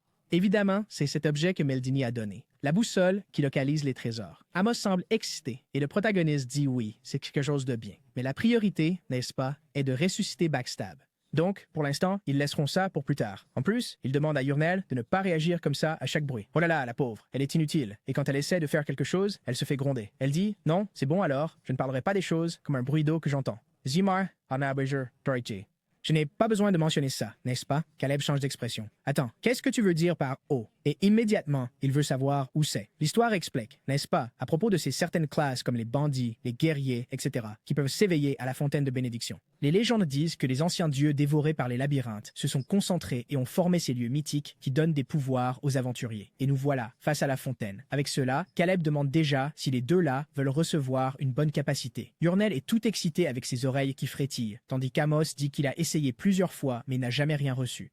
Caleb, bien sûr, sait qu'il y a certaines conditions pour acquérir une capacité. Ce n'est pas seulement une question d'attribut, cela a aussi à voir avec la maîtrise et les armes que vous utilisez au moment de l'évaluation. Avec cela, il demande si Amos a essayé d'acquérir une capacité avec cette arme, et il dit non. Il lui dit alors de faire confiance et d'essayer cette fois. Il sait que ce gars a au moins 15 de force et semble avoir une bonne maîtrise. Amos dit alors qu'il va essayer puisqu'il insiste. Il plonge sa tête dans l'eau et ressort surpris, disant que c'est incroyable. Mais il a vraiment reçu quelque chose. Caleb demande ce que c'était, et il dit que c'est quelque chose appelé le destructeur de Gaïa. Le protagoniste sourit et dit déjà que c'est au tour de Yurnel. Elle est au même niveau que lui et a 13 d'agilité. Cela devrait suffire. Elle sort son visage de l'eau et dit qu'elle a reçu le triple tir. Elle dit à Caleb d'essayer parce qu'il dit que les mages ne reçoivent rien des fontaines. Mais elle sourit, disant « On ne sait jamais ». Il se gratte le menton, pensif. Eh bien, elle a raison. Ce n'est pas le jeu. Surtout que je ne connais pas exactement la raison de la fontaine. Alors qui sait, ça pourrait marcher. Un autre met son visage dans l'eau, et à ce moment-là, son expression change. Tu as utilisé la bénédiction de la fontaine. Tu pouvais voir les statistiques et attributs, mais la chose la plus intéressante était l'arme, le sablier des tours. Wow! Avec cela, la sagesse a dépassé 10 et vous pouvez choisir une capacité introductive de l'horloge. Ajustement de direction vous permet de bouger le bras ou les mains tenant la baguette sans consommer d'action, mais vous ne pouvez pas interagir avec des objets. Changeur de temps consomme une seconde de l'horloge pour réduire les temps de recharge ou supprimer une minute d'un effet négatif. Temps de recharge, 1 heure. Il y a aussi l'éditeur de livres de mémoire. Wow! Pendant votre tour, vous pouvez ouvrir votre livre de mémoire et échanger des sorts. Cela coûte 1 point d'action par emplacement que vous changez. Mec, tellement de capacités, mec. Contrôleur mental actif consomme 2 points d'action pour commander un membre de l'équipe de niveau inférieur, quel que soit le niveau de confiance. Si la commande va à l'encontre des croyances de la personne, elle entrera dans un état de folie temporaire après avoir exécuté votre demande. Temps de recharge, 1 heure également. Le protagoniste est sous le choc, n'est-ce pas? Il a plongé profondément et doit maintenant y réfléchir en attendant sous l'eau. Il décide d'opter pour le plus évident et facile à utiliser. Il a choisi l'ajustement de direction juste pour pouvoir bouger son bras et les baguettes là-bas. Oui, je pense vraiment que pouvoir bouger sans dépenser un point d'action est fort, n'est-ce pas? Mais celui du livre semblait bien. Pendant ce temps, ses amis disent qu'ils pensaient que le gars allait se noyer, mais il dit que tout va bien. Au même moment, il active le sablier et commence à le tester, bougeant son bras d'avant en arrière sans dépenser de points. Il dit ensuite à ses amis qu'il est temps de retourner à l'aventure, et le plan cette fois est simplement de suivre Backstab. Suivra-t-il sa propre âme? Je ne sais pas, mais soudain, Amos fait une drôle de tête et Yurnel demande « Qu'est-ce qui se passe ?» Il montre un talisman dans sa main qui lui a été donné par sa femme et le curieux veut savoir comment ils se sont rencontrés. Il explique qu'il faisait partie d'un groupe d'aventuriers et qu'elle était celle qui organisait le groupe avec Backstab. Elle comprend à quel point il est redevable à cette personne et c'est pourquoi elle lui a permis de rejoindre cette mission, même sans beaucoup de récompenses. Yurnel dit qu'elle semble incroyable et il est d'accord, disant que c'est pourquoi il doit revenir vivant. Caleb est là en train de penser « Oh mon Dieu, pourquoi le moine a-t-il dit la phrase parfaite pour quelqu'un qui meurt à la fin ?» Pendant ce temps, Backstab semble avoir une réaction étrange et commence à marcher tout de travers. Yurnel demande ce qu'il suit, mais il tombe par terre tout confus. Caleb sourit. On dirait que ce type réagissait instinctivement à la présence de son âme à proximité. Il dit que ça doit être l'espace qu'il cherche, étage 1,5. Yurnel est un peu sceptique. Y a-t-il un étage 1,5? Amos dit aussi qu'il a entendu la rumeur, mais est-ce vraiment vrai? Caleb dit oui, et c'est là que l'âme de Backstab sera. Et l'entrée de cet endroit doit être par là. Puis Yurnel, surpris, avertit qu'il a marché sur quelque chose, juste au moment où tout commence à trembler. Et Amos dit que les choses semblent sur le point de s'effondrer. Caleb, cependant, sourit, disant que grâce à Yurnel, ils ont trouvé la sortie beaucoup plus facilement. De la fumée s'élève du sol, puis un escalier apparaît devant eux. Oh, mais il y a un petit portail juste là-bas, n'est-ce pas? J'ai déjà remarqué que les portails ne sont jamais une bonne chose. Le protagoniste, cependant, est impatient de visiter cet étage 1.5. En passant par le portail, Yurnel fut très surpris. De l'autre côté, ils trouvèrent ce qui semblait être une ville abandonnée. Elle fut stupéfaite, tandis que Caleb pensait que cela ressemblait exactement au jeu. Ses oreilles se dressèrent, mais cette fois, elle ne pouvait entendre aucun son.